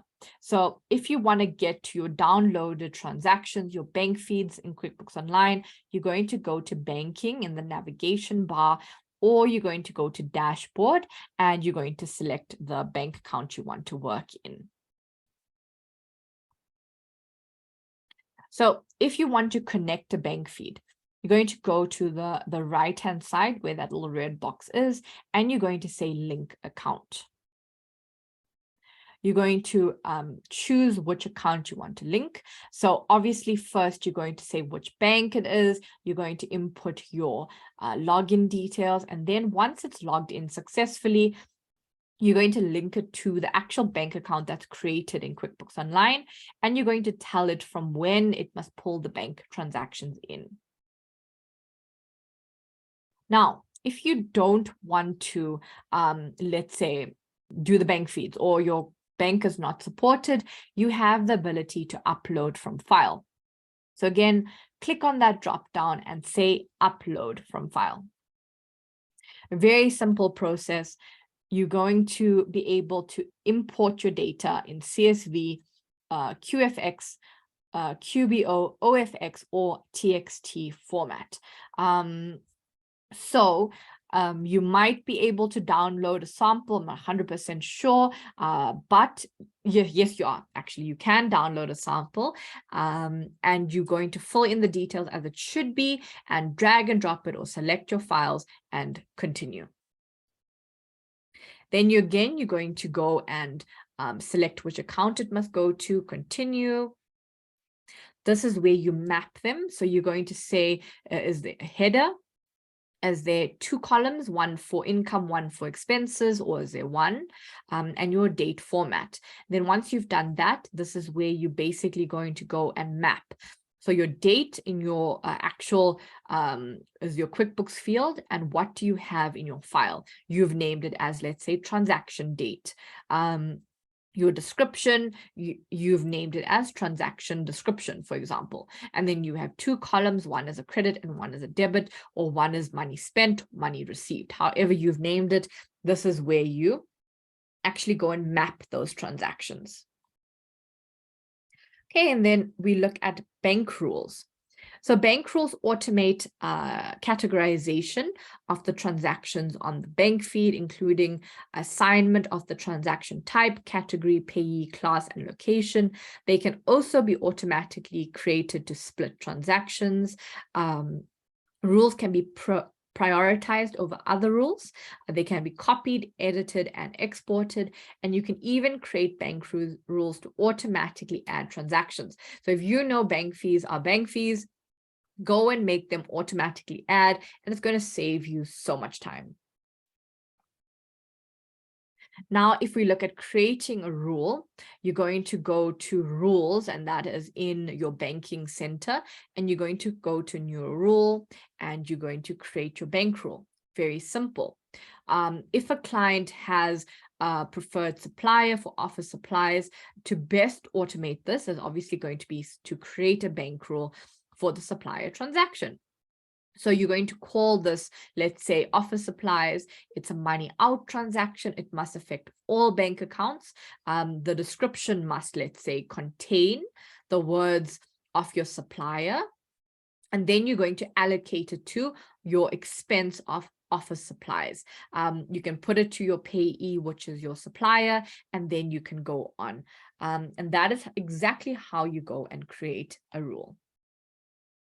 Now, this is looking at banking workflows.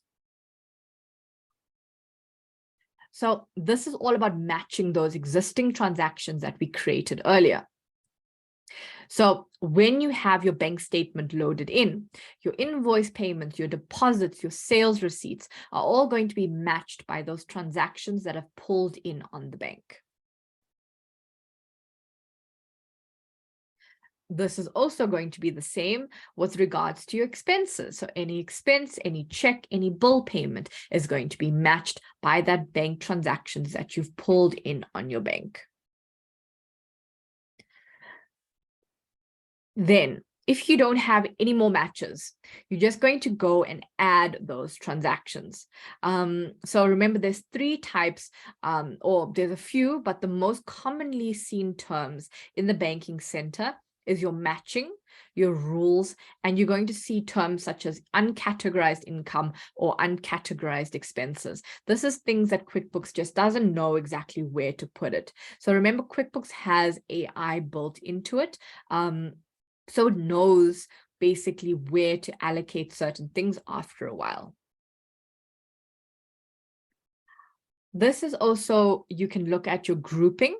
So you can search your recognized, you can group all your transactions by your matched, you can search for transactions, and then you can actually batch edit or batch approve these transactions. So if you want to just batch all of those transactions that have been matched, you can go ahead and do it. So once you've selected those transactions, that you want to maybe edit, you're going to select them on the left, and then it's going to pop up with that gray bar. So you have the option to either accept it, update it, or exclude it. So accept means you're happy with the transaction. Update means you want to edit the transaction. So this means you basically want to recategorize it. And exclude means that you have maybe found a duplicate and you just want to remove it from the banking center. So it won't delete it. It will remain in excluded, but it will be out of your bank register. And this is one setting to always remember to put on. It's copy bank detail to memo. Very important. Always switch it on so that it always goes into your general ledgers. If you don't switch it on, you're only going to maybe see the description and it's not going to be correct. Another thing is put on your show bank detail. This is in your settings, the smaller settings, not the big settings at the top. And this just means that it will show exactly what was on the bank statements and not what QuickBooks thinks was on the bank statement. Now we're going to look at transfers. So what is a transfer? So transferring, it's basically transferring funds from one account to another account. That's basically what it means. And you're going to use the transfer screen if you want to use it to move funds from two balance sheet accounts. So you don't use the transfer screen to record income or expenses, and there are no customers, suppliers, employees, product or services items involved. They're actually not even available on the transfer screen. So you also don't use the transfer feature to transfer from your bank account to your supplier bank account. You don't have to use the transfer feature. You can actually do this directly in the bank. Then we're going to touch on reconciling the bank. So reconciling is the process to verify that the transactions in QuickBooks agrees with the bank or credit card statement. So with a bank statement, the power of QuickBooks Online and Smart Learning, reconciliation can be done quickly and efficiently, and it really stands by that statement. So you're going to go to accounting and reconcile. You're going to choose which account you want to reconcile. We're going to choose, let's say, the bank account. You're going to put your beginning balance in, and that's maybe a 0 if you're starting from the right at the beginning. Then you've got an ending balance, that's the date, and then you're going to put your ending date. When you do that, you're going to say start reconciling. It's then going to give you all of those different options. So if you have a difference, you know that you either missed a transaction or you've got a duplicate. So you need to go through all of those transactions and match it to your bank statement and see where you've gone wrong. You've got obviously your ending balance, your cleared balance, your deposits. You can save it for later. You can edit the info if you've made a mistake. You can filter the data. So there's a lot of stuff to do on this reconciliation page. What I normally do if I find a difference is go and untick everything and then start ticking as I see it on the bank statement. And you very quickly will find where the error is. And once you have reconciled, you are going to see a 0 difference. And that means that you have officially reconciled and you can say finish now and your book or your bank account has been reconciled. So I think we have a good 10 minutes now for a quick demo. I'm very glad we've reached to that point. So I'm going to show you the banking sector off demo to share my screen.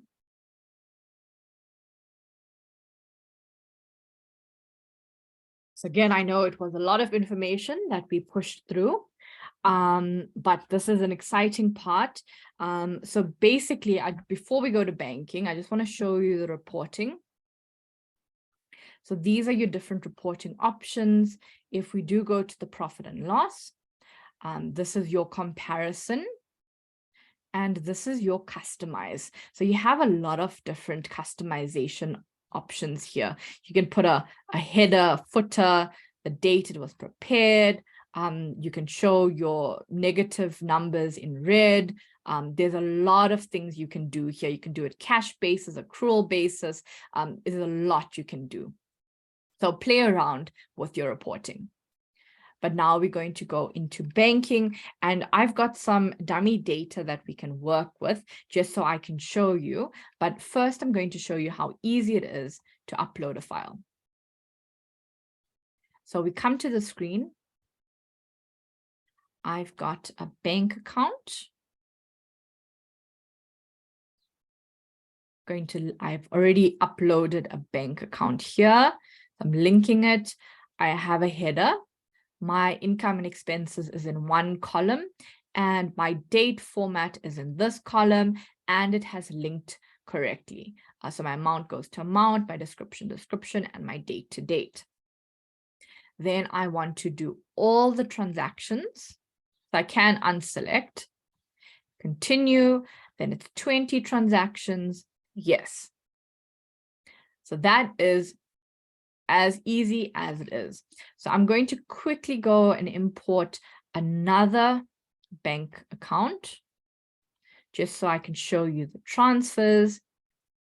We've got our savings account here, date format again, and continue. Just 2 transactions, and it's in. Right, so let's actually start with these, the savings account, so you can see how easy it is to move between the two. So here we can easily see that this has already paired it. So it's seen that there's a transaction in the business account on the 31st of December where 50,000 has actually come into the business account, and it's been spent from the savings account. So here, right, it's picked it up. So I can just double check that it is correct. So received and spent.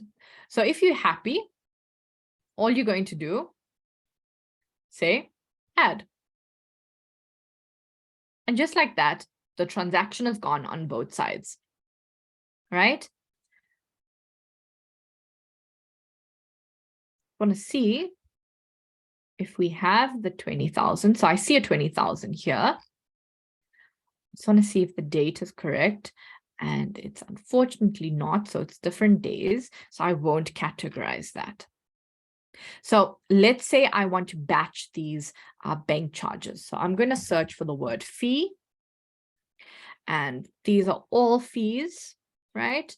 Going to click here, update it to an expense, choose bank charges, and let's say choose a tax rate.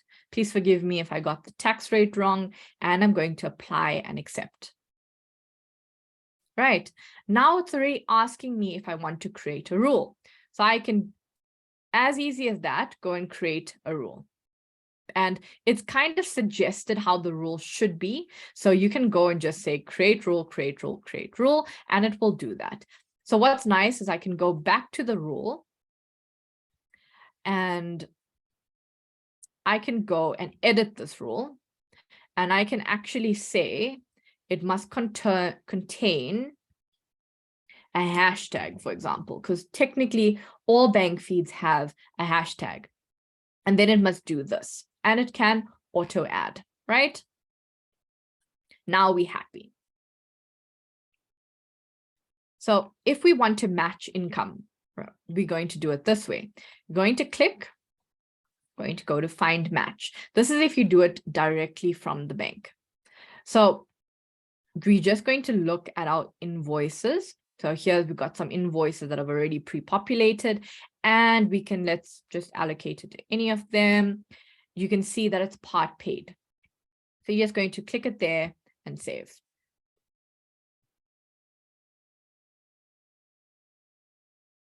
Internet's a bit slow. Want to refresh it.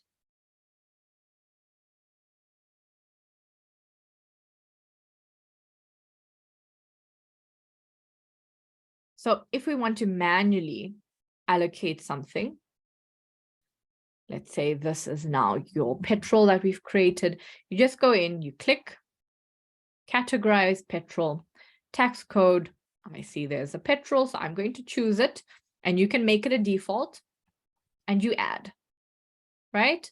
That is as simple as it is. And it's the same with bills. So, and here you can see that it's already remembered that Shell is petrol and tolls.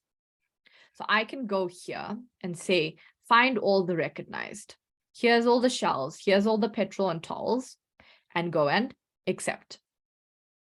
I'm not going to create a rule, close it. I'm just going to quickly show you how it works when we find a match to a bill. So now we're looking for bill payment. I'm going to change my date range. Just make sure you always put your date range correctly. And I'm going to do this. So it seems like this I'm over, so I'm not going to actually do this one. This is just for testing purposes. Let's do this one.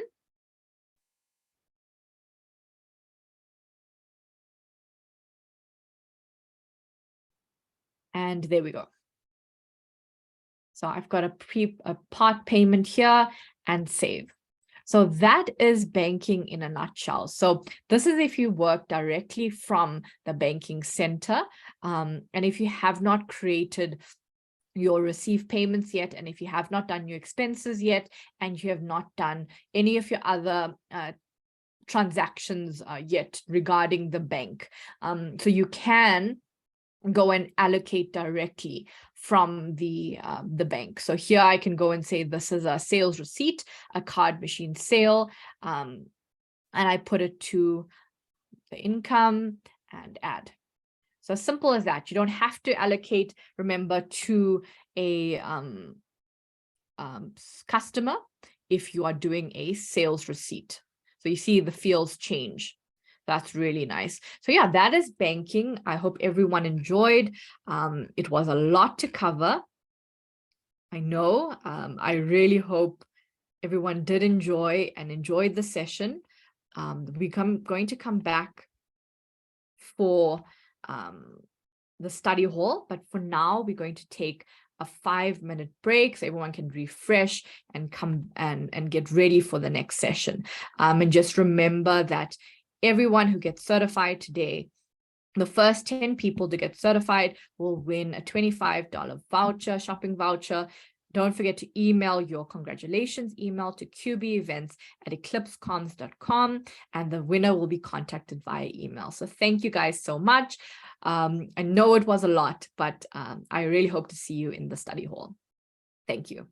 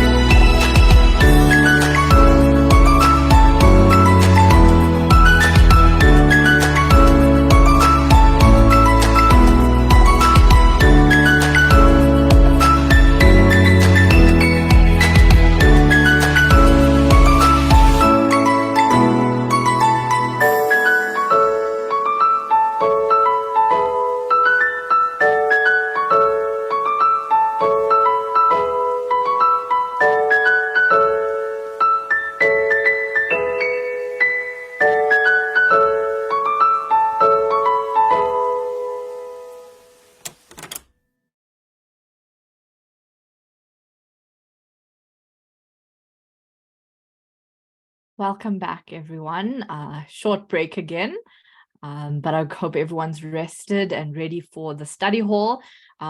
If anyone did the certification while we were busy, and I hope you passed, congratulations. Please let us know.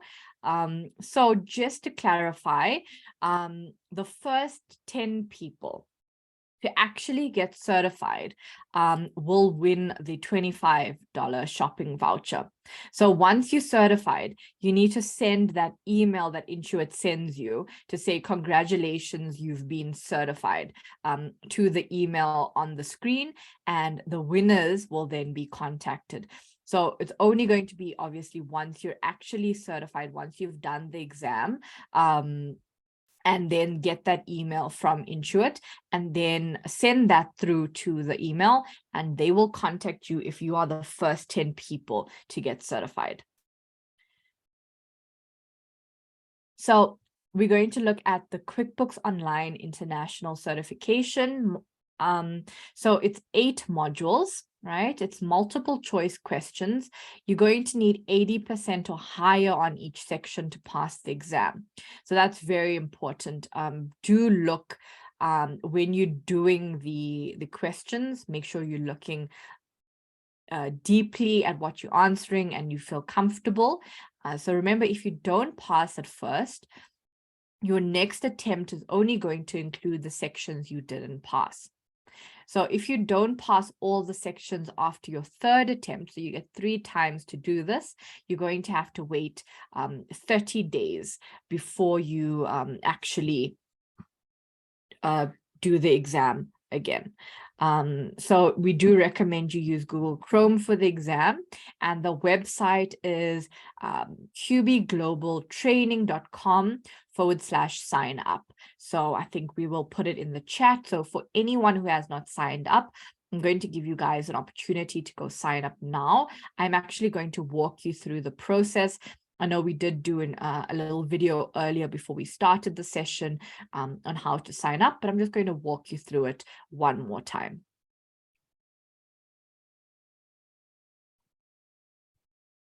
Okay, so I'm just going to share my screen.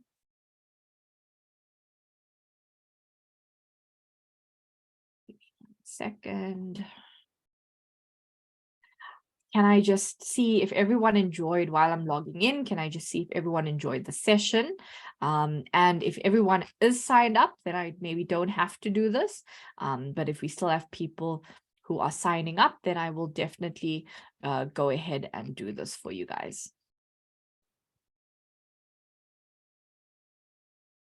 Okay, so let me share my screen. Okay, so when you go to qbglobaltraining.com, it's going to initially take you to the login page. So what you're going to do is you're going to go to this create an account button. I think if you do go sign up, it's going to take you straight here. So you're going to fill in your details, right? So your first name, your last name, your email, your company, your phone number, your postal code, the number of employees in your firm, your country of residence, so that's quite important, and your country of practice. So what I actually noticed the other day is that you can actually select multiple countries of practice, and that's really cool. And then you're going to create your password. So just remember, when creating a password, it needs to be really strong. So I think it's 8 characters with a number and a special character. So I'm just going to sign in because I do have my own account. So once you do sign in, you're going to see the QuickBooks Online International Certification platform. So here are on the right are your 30-minute videos about the different sections and all the sections we actually spoke on. So they're all 8 modules that we worked through. So if you feel uncomfortable about anything, feel free to go through these videos. Even while you're taking the exam, come back, watch the video, find maybe something that is unfamiliar to you, and go back and answer the exam. So in this section, is you're going to see take the exam. So mine says download certificate because I've already passed the exam. So once you have passed the exam, this is where you're going to be able to download your certificate and download your badge. So what's nice about your badge is you're actually going to be able to show this on your social media platforms. So I just want to jump over back to screen. Okay, so when you go to take the exam, you're going to see 4 sections. So you can see the sections are grouped, let's say, in chart of accounts and inventory management, and reports and suppliers and purchases. So what's nice is you can see your different sections and how far you've gone. So if you've got 91% or 80%, so you can really see how you've done. And this is also where you can start the sections and see your progress. So after you have passed your exam, download your certified badge and your certificate of completion. Your certificate of completion, you can post it on your LinkedIn, and so can you post your badge. It's so important to let everybody see that you are certified on QuickBooks Online and you can help your clients work on this platform. You know it so well. Use your badge on your website, your business cards, and really share it on all your social media platforms. Let everybody know that you are certified. And please let us know in the session that if you got certified so we can celebrate with you. And then sign up for a trial. So what's really great, if you didn't catch it earlier, is we've got this special event offer. So if you scan the QR code, you're going to be able to redeem the discount that's available in your region. So no matter which region you're in, this QR code is going to direct you to your correct region. And you're going to be able to sign up today, and an agent is going to get in touch with you, and it's going to get you started on your trial. So what I always say is practice makes permanent or perfect. So the more you play around with the software, the more you try it with your own firm books. Play around, see what it has, what it can do, the capabilities, and you're really going to be able to get really knowledgeable on it and feel confident to now bring in those clients of yours. So I think the link for the QR code will also go into the chat. So if you haven't scanned it, the link will be in the chat as well. So what we're going to do now, maybe what I can do is leave the special offer on, but I'm going to go ahead and go through the questions that you guys have in the Q&A section.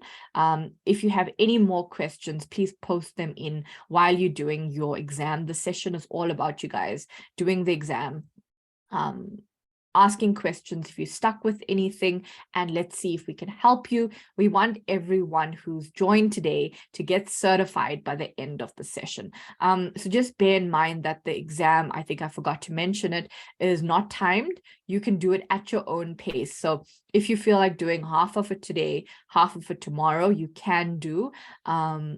But really try it today, because we all are here to support you, to guide you, to help you to get certified, because that's really your first step on your QuickBooks Online journey. And we want you to become part of the QuickBooks Online family. I'm just going to go in and just check if we have any questions.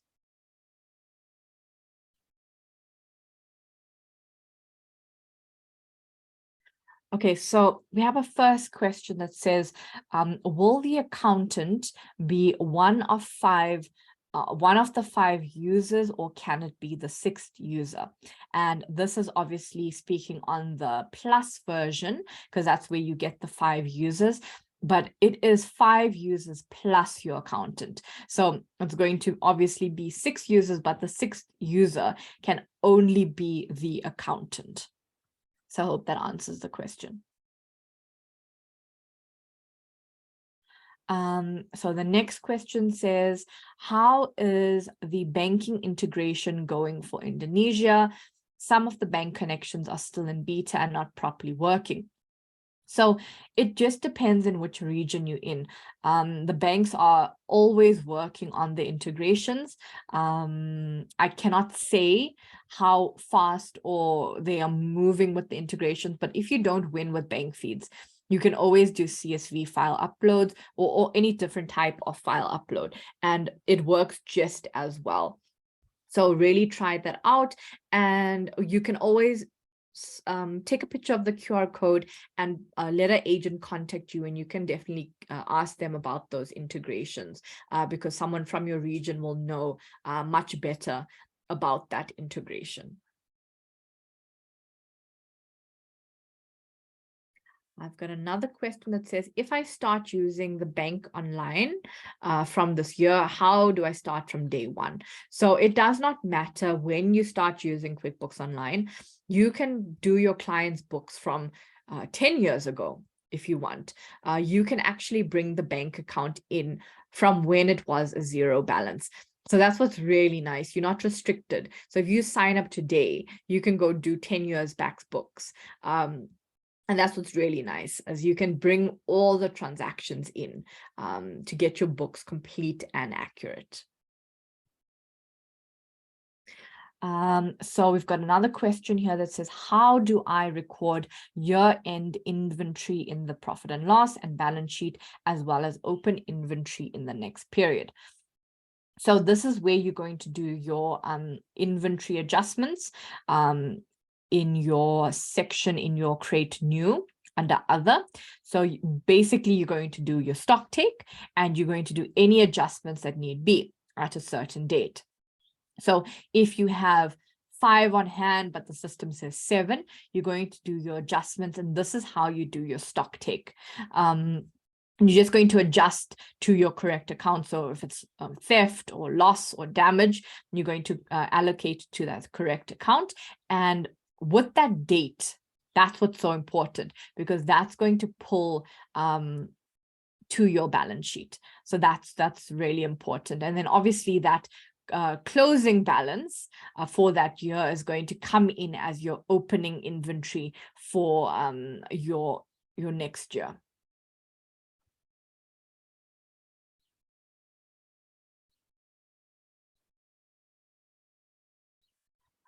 Another question says, I just want to confirm that does it mean I don't even need to record my entries and just use banking integration to save my time? And after that, I can allocate to the correct categories. So yes and no.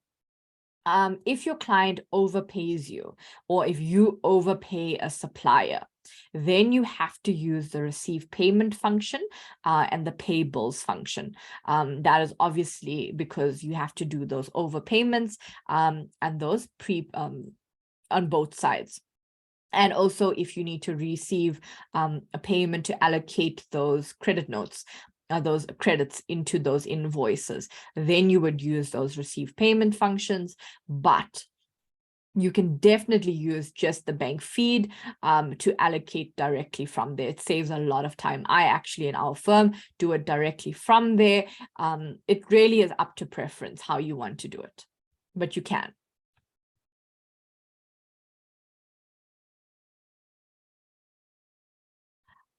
So I see this person says there's a problem with the sign up section regarding the password line item. So just see that your password meets all the criteria. It's going to tell you it needs to be 8 characters. It needs to have uppercase and lowercase. It needs to have a number, and it needs to have a special character. So only once it meets all those criteria will it accept the password. And I think you might have to enter your password in twice.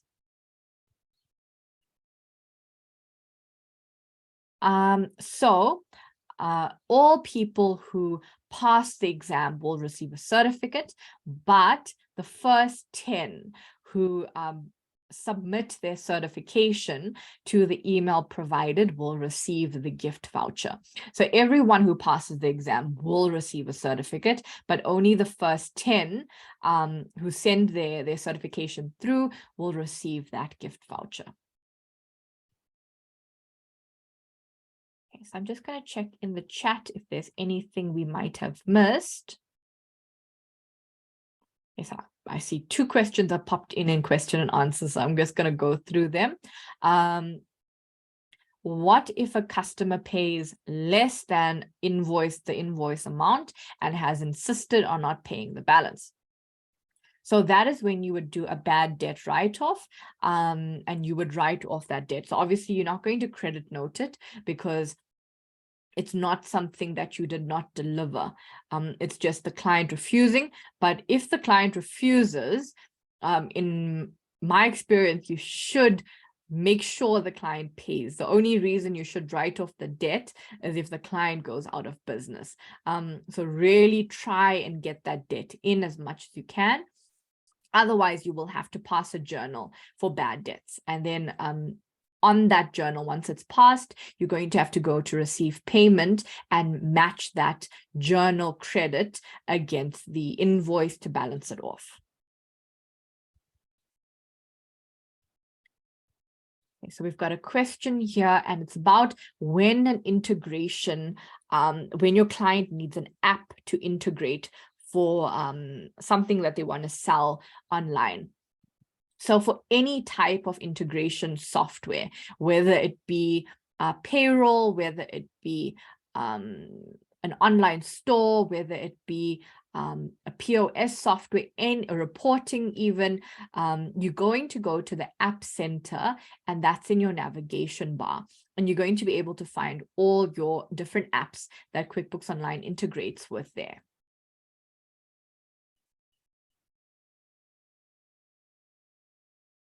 Guys, please let us know if anyone has passed the exam. We really would like to celebrate with you guys.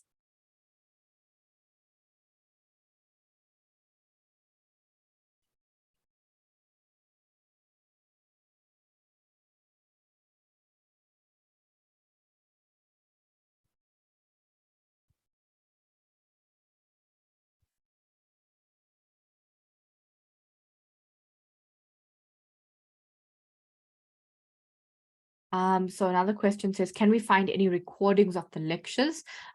So basically on that international platform, you see all those 30-minute videos that you can basically go ahead and rewatch them to get a understanding of the things that you might have missed. It was a lot to cover, so I would also go and rewatch some of those sections that we went through a bit quickly.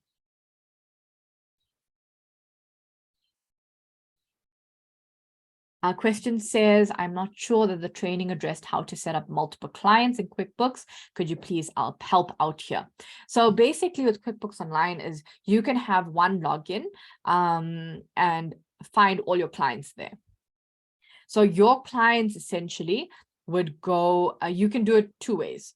You can add the clients in under your email and then make them users, or you can add your clients separately and add you as an accountant. That is the more correct way, because if they ever have to move an accountant, it is a much easier process.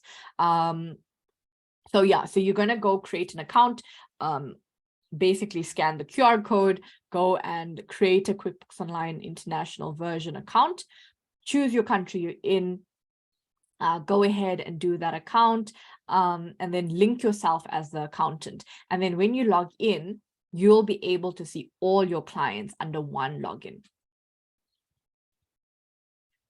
So we're unfortunately not providing the recording for today's session. There are those 30-minute videos that you can go ahead and watch. So please feel free to go ahead and watch those again if you need any help. So a question says, how do you get a sundry debtors outstanding report? So you're basically going to go to the report center and you're going to go to who owes me, I think it's called. I can just double check for you.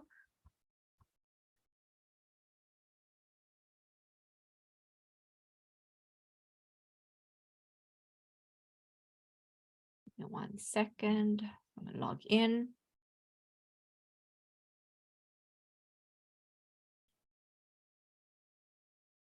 And then, or you can search, but I'm going to tell you now.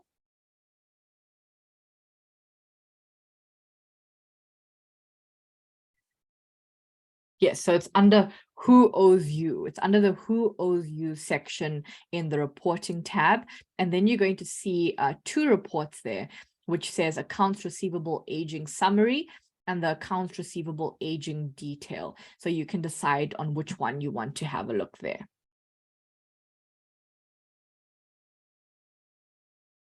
So I see we have one pass here.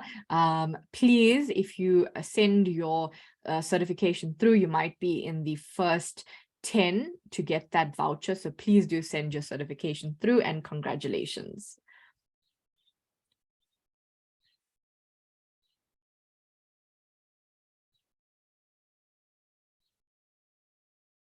So question says, what is a Stripe account and can we create more than one Stripe account? So basically a Stripe account is like a PayPal account. It's just a payment gateway.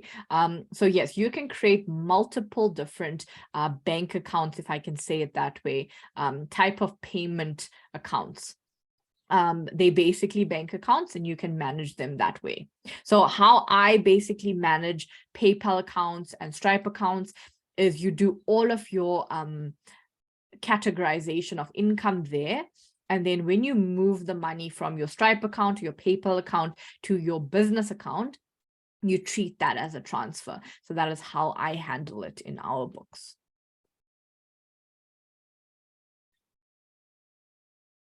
I've got another question. Does the QuickBooks International certification have an expiry date? And no, it doesn't. But what I would suggest is just keep up to date with what the system does, because there's constant updates. It's always updating and getting new features. So always just make sure you know what's happening and what's new. Another question says, can we extract a VAT report for VAT filing? And yes, you can. So if you go to the report center, I just want to find it for you. There will be a sales tax reporting section or VAT section. And then you've got your VAT tax detail report or your VAT tax summary report, or your tax liability report. So there are a lot of reports that you can go to. If you actually go to your VAT center, that is where you can file directly your VAT from there, not directly to the VAT entity or the entity, the tax entity, but you're able to basically go ahead and prepare the return, download it, and then file it offline.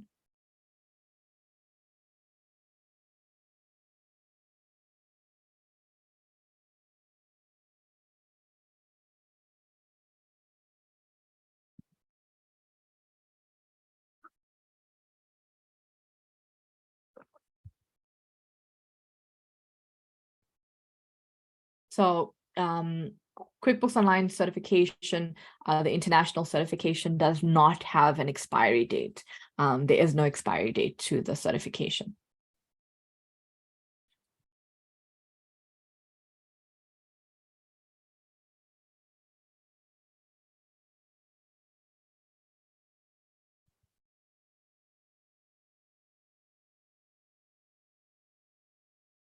Just looking to see if there are any more questions that anyone has. So we've got another one. To import a chart of accounts for your clients, which set of steps listed below would you follow? But there are no steps. But basically what you would do is you're going to go to the gear icon and you're going to go to import data and select chart of accounts as your importing of data.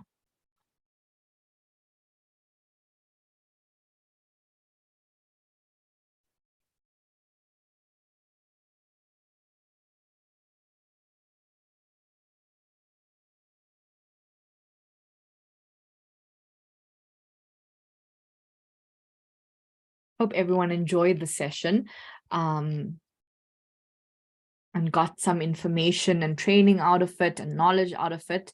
I really enjoyed presenting it to you guys. It's the first 2-hour session we did today. So it was really fun. It was jam-packed, it was exciting. So I'm excited to do more of these. So we got another question that says, I didn't see anything on payroll. So QuickBooks Online doesn't have payroll built into it. It does have an employee tab. So basically what the employee tab does is you can create your employees in there, and you can create timesheets in there.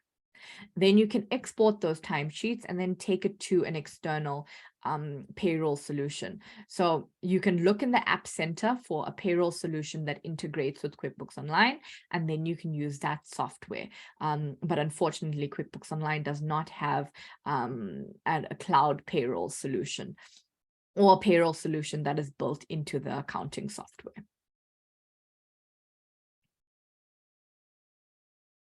Another question says, can we get financial statements in this application, such as a balance sheet, cash flow statement, and income statement?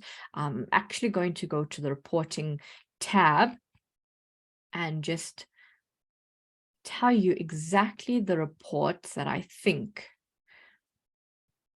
would work well. So if you go to the For My Accountant section in the reporting tab, you get these type of reports. So you get account list, balance sheet comparison, balance sheet, your general ledger, journals, profit and loss comparison, a normal profit and loss, recent transactions, reconciliation reports, recurring template list, statement of cash flows, transaction detail by account, transaction list by date, transaction list with splits, and a trial balance. So basically, you can take your books that you've done, bear in mind that it must be correct, up to trial balance, and go and create a set of financials from it, and go and create financials with whatever software you want to use.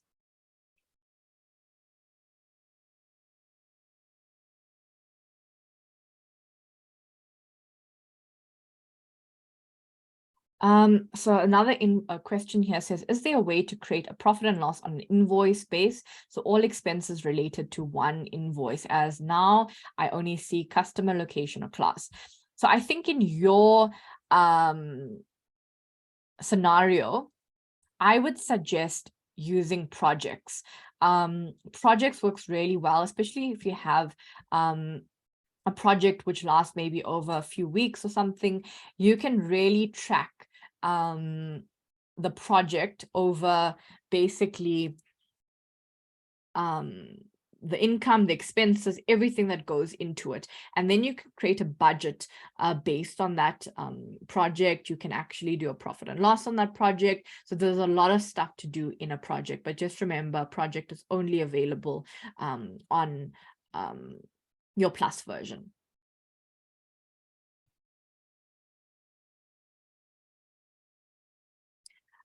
So it says here, what is the best way to cancel the bill in a previous month when it's already closed and resulted in an erroneous price per unit in the current month? So if your bill is, remember, your bill must be according to your actual supplier invoice. So you don't actually go create a bill from anything. It's from an actual supplier invoice. So that is why it's so important to use that receipt capture function, because it has that OCR technology where it takes out all that information and pushes it in to QuickBooks Online. So it's going to take the date, it's going to take the amounts and everything. So you can't really change the month or the date because it's the actual bill date. Your bill must reflect exactly what's on your supplier invoice. It can't be anything else. Actually, all the data there must be exactly the same as your supplier invoice. So if your price per unit was wrong and you just made a mistake, you can go and edit that transaction. It is possible, instead of going and deleting it or doing a journal against it and then going and creating it again. So if it was just a human error mistake, you can go and just edit it. Another question says, are we able to maintain cost centers? And yes, you can. So you can do classes, so you can do different departments, you can do locations. So there's many ways to maintain cost centers in QuickBooks Online. So it is an accountant settings feature you need to switch on. Just remember again that it's only available in your Plus version.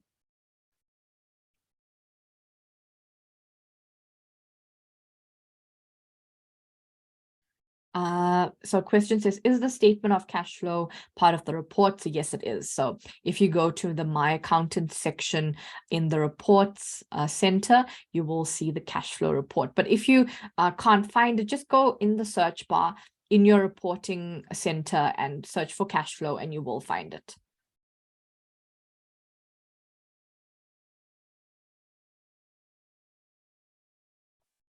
Another question says, is it possible we can get an inventory history for a particular product? And yes, you can. I'm actually just going to find exactly what it's called, and then I can give you an example. What's also really nice is there's a stock take worksheet. So it actually gives you a form that you can print out and actually do a physical stock take before you go and do your adjustments.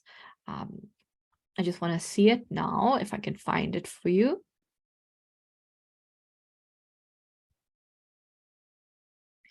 So yeah, you've got a product and service list, right? And then when you click on that list, you can drill down onto that product or service. So basically your item, and then you can go and pull the date range you want to see the history of that item for. So that's a great way to do it. I just want to see if there's any other description. Yeah, you've got a purchases by product service detail that can also work. So there's a lot of different types of reporting. You really have to go play around with the reporting and see which one works for you.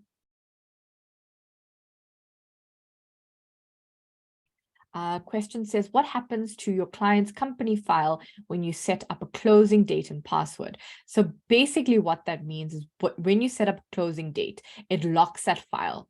So you can't go and process anything prior to that date. So it closes it, and only with a password will you be able to open it and transact again.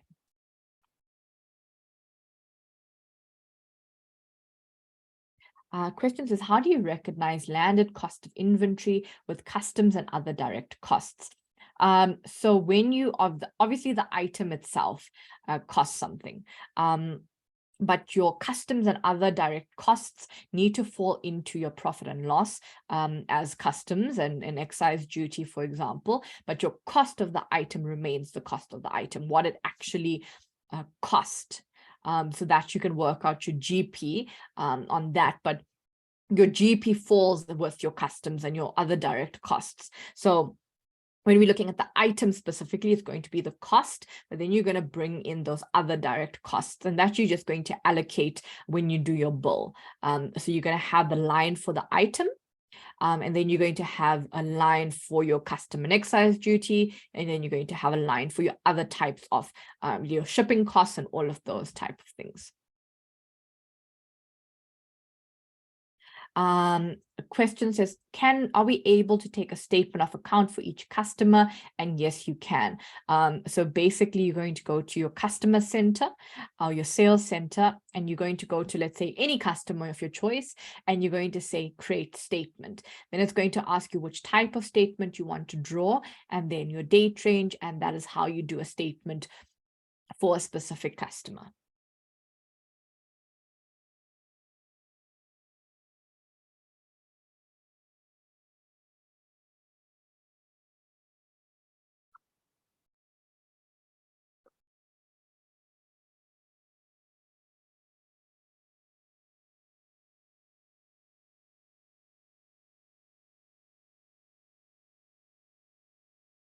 Okay, so we've got another question that says, is it possible to transfer stock from one company in a group to another company? So you're going to have two QuickBooks accounts for this, because you're not going to be able to do it in one. And you're going to have to do a journal. So you're going to do a quantity adjustment for this. And your adjustment is going to be intercompany transaction, just to decrease that stock from your current company. And then in the other company, it's going to be exactly the same inventory quantity adjustment, and you're going to increase it, and it's going to be exactly the same intercompany transaction. And then you're going to, the pricing is, you will have to do a journal to adjust that pricing.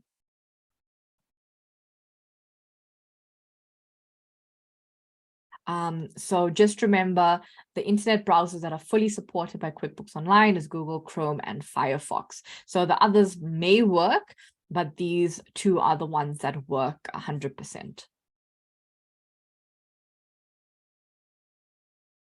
Question says, can we create multiple companies? So yes, you can, but it has to be, each subscription will be one company. But you are able to log in with one email address to all your different companies. So you'll be able to switch between your different companies on one email address, but it will be a subscription per company.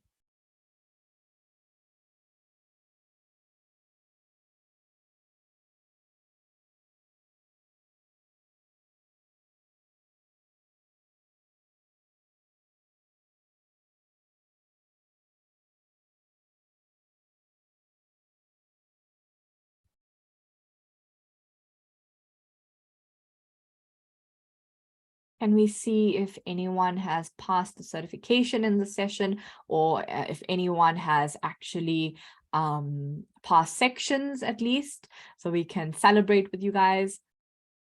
I see there's actually been 5 people that have passed, because there's 5 more prizes left, so that's great.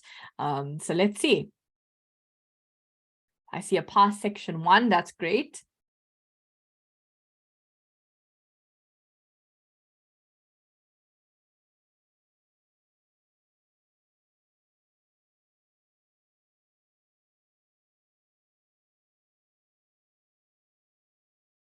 If you're stuck on a question, you can definitely ask and we can see if we can help you.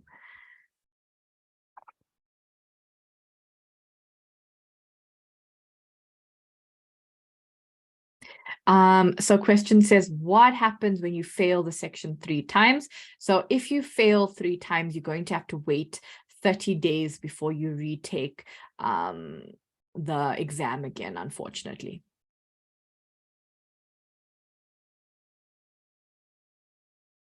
So we've got about 10 minutes left. So please post all your questions to me. We want to see those 5 more prizes be taken.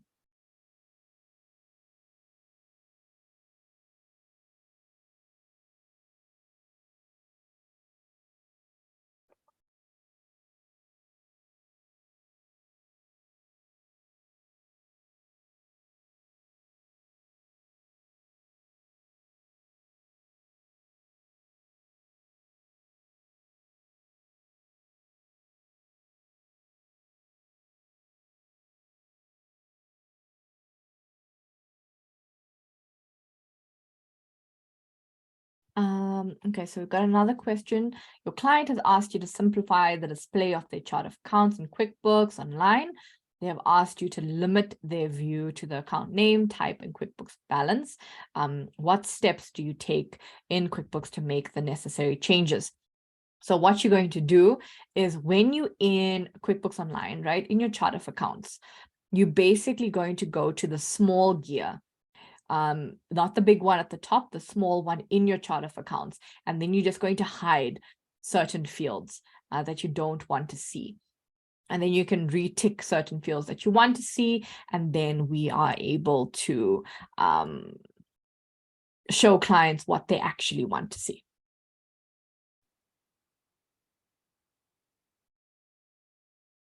So we've got about 2 questions left, I think. So please post them in.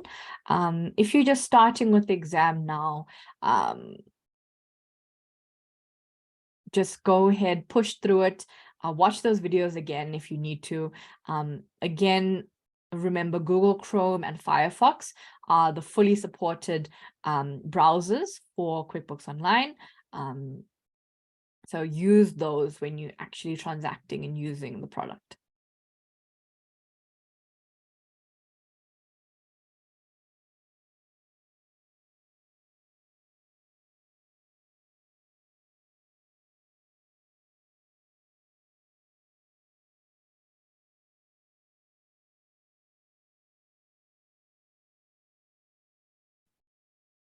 If you have done your certification and you're happy, you can definitely leave the session. Thank you guys so much for watching. If you want to leave now, you can. It was really great having you guys. So another question we have here, which are the features that are offered exclusively in QuickBooks Online Plus? So remember, it's your budgeting, it's your classes, it's your projects. So it's all of those sections that you have that's only available in QuickBooks Online Plus.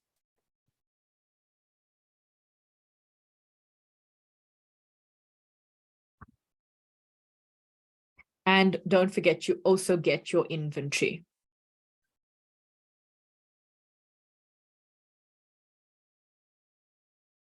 Hope everyone really enjoyed the session. I see one more question, or two actually. Please tell me if a bill is generated, can we change split other than accounts payable? So when a bill is generated, in the back end, it does go to accounts payable because that is the generated account. But what's inside your bill, that can go to separate types of transactions, if that makes sense. So your system account is accounts payable for a bill, because that's how it builds what is owed. So that will work, but you can go and create in your bill that it must go to separate places. And then another question says, can you create cost prices and selling prices on QuickBooks Online? So yes, you can. You can set your cost prices and selling prices, but there are no price levels. So it's one selling price per item and one cost price per item. You can't do price levels on QuickBooks Online. So I hope that answers your question. So I think that is it. If anybody has any more questions, please post them now. Otherwise, I think we're going to call it. Thank you guys so much. I think there's one more I'm going to answer. How do you enter day-to-day transactions? It is your create new menu button. Don't forget. And remember to use your sub accounts. I see another question coming. It's everyone who wants to pass the exam. So it's sub accounts, guys, for creating those broken down expenses. And another question, which I love, which is the most valuable features you believe QuickBooks Online offers? And this is going to be the last question I answer. It's actually a great question. The projects feature is absolutely amazing, works great. The banking feature is one of my favorite features. I think the report center is absolutely amazing because you get that performance center and you get all those different types of reportings you can see. And actually the sales center works really well because you have so many different options for sales invoices. You can customize it so detailed, so that works really well. So I think those are my favorite features in QuickBooks Online. So thank you guys so much. It was amazing having you guys. It was amazing presenting to you guys, and I had so much of fun. I hope everyone gets certified and joins the QuickBooks Online family. Thank you. They make a great flat white. Accountants like you keep them in the black. They know a lot about ROG records. You know a lot about financial records. They know how oil flows, but when it comes to cash flows, that's what they rely on you for. We know how dedicated you are to your clients. Working late, answering hundreds of emails, make that thousands, staying on top of legislation, and the new legislation, switching constantly between different clients and situations, shifting deadlines, and years of continuous professional development. All right, let's get back to it. They rely on you, and you can rely on QuickBooks. Our powerful accounting and small business tools, systems, and reports help you grow your business and support your clients.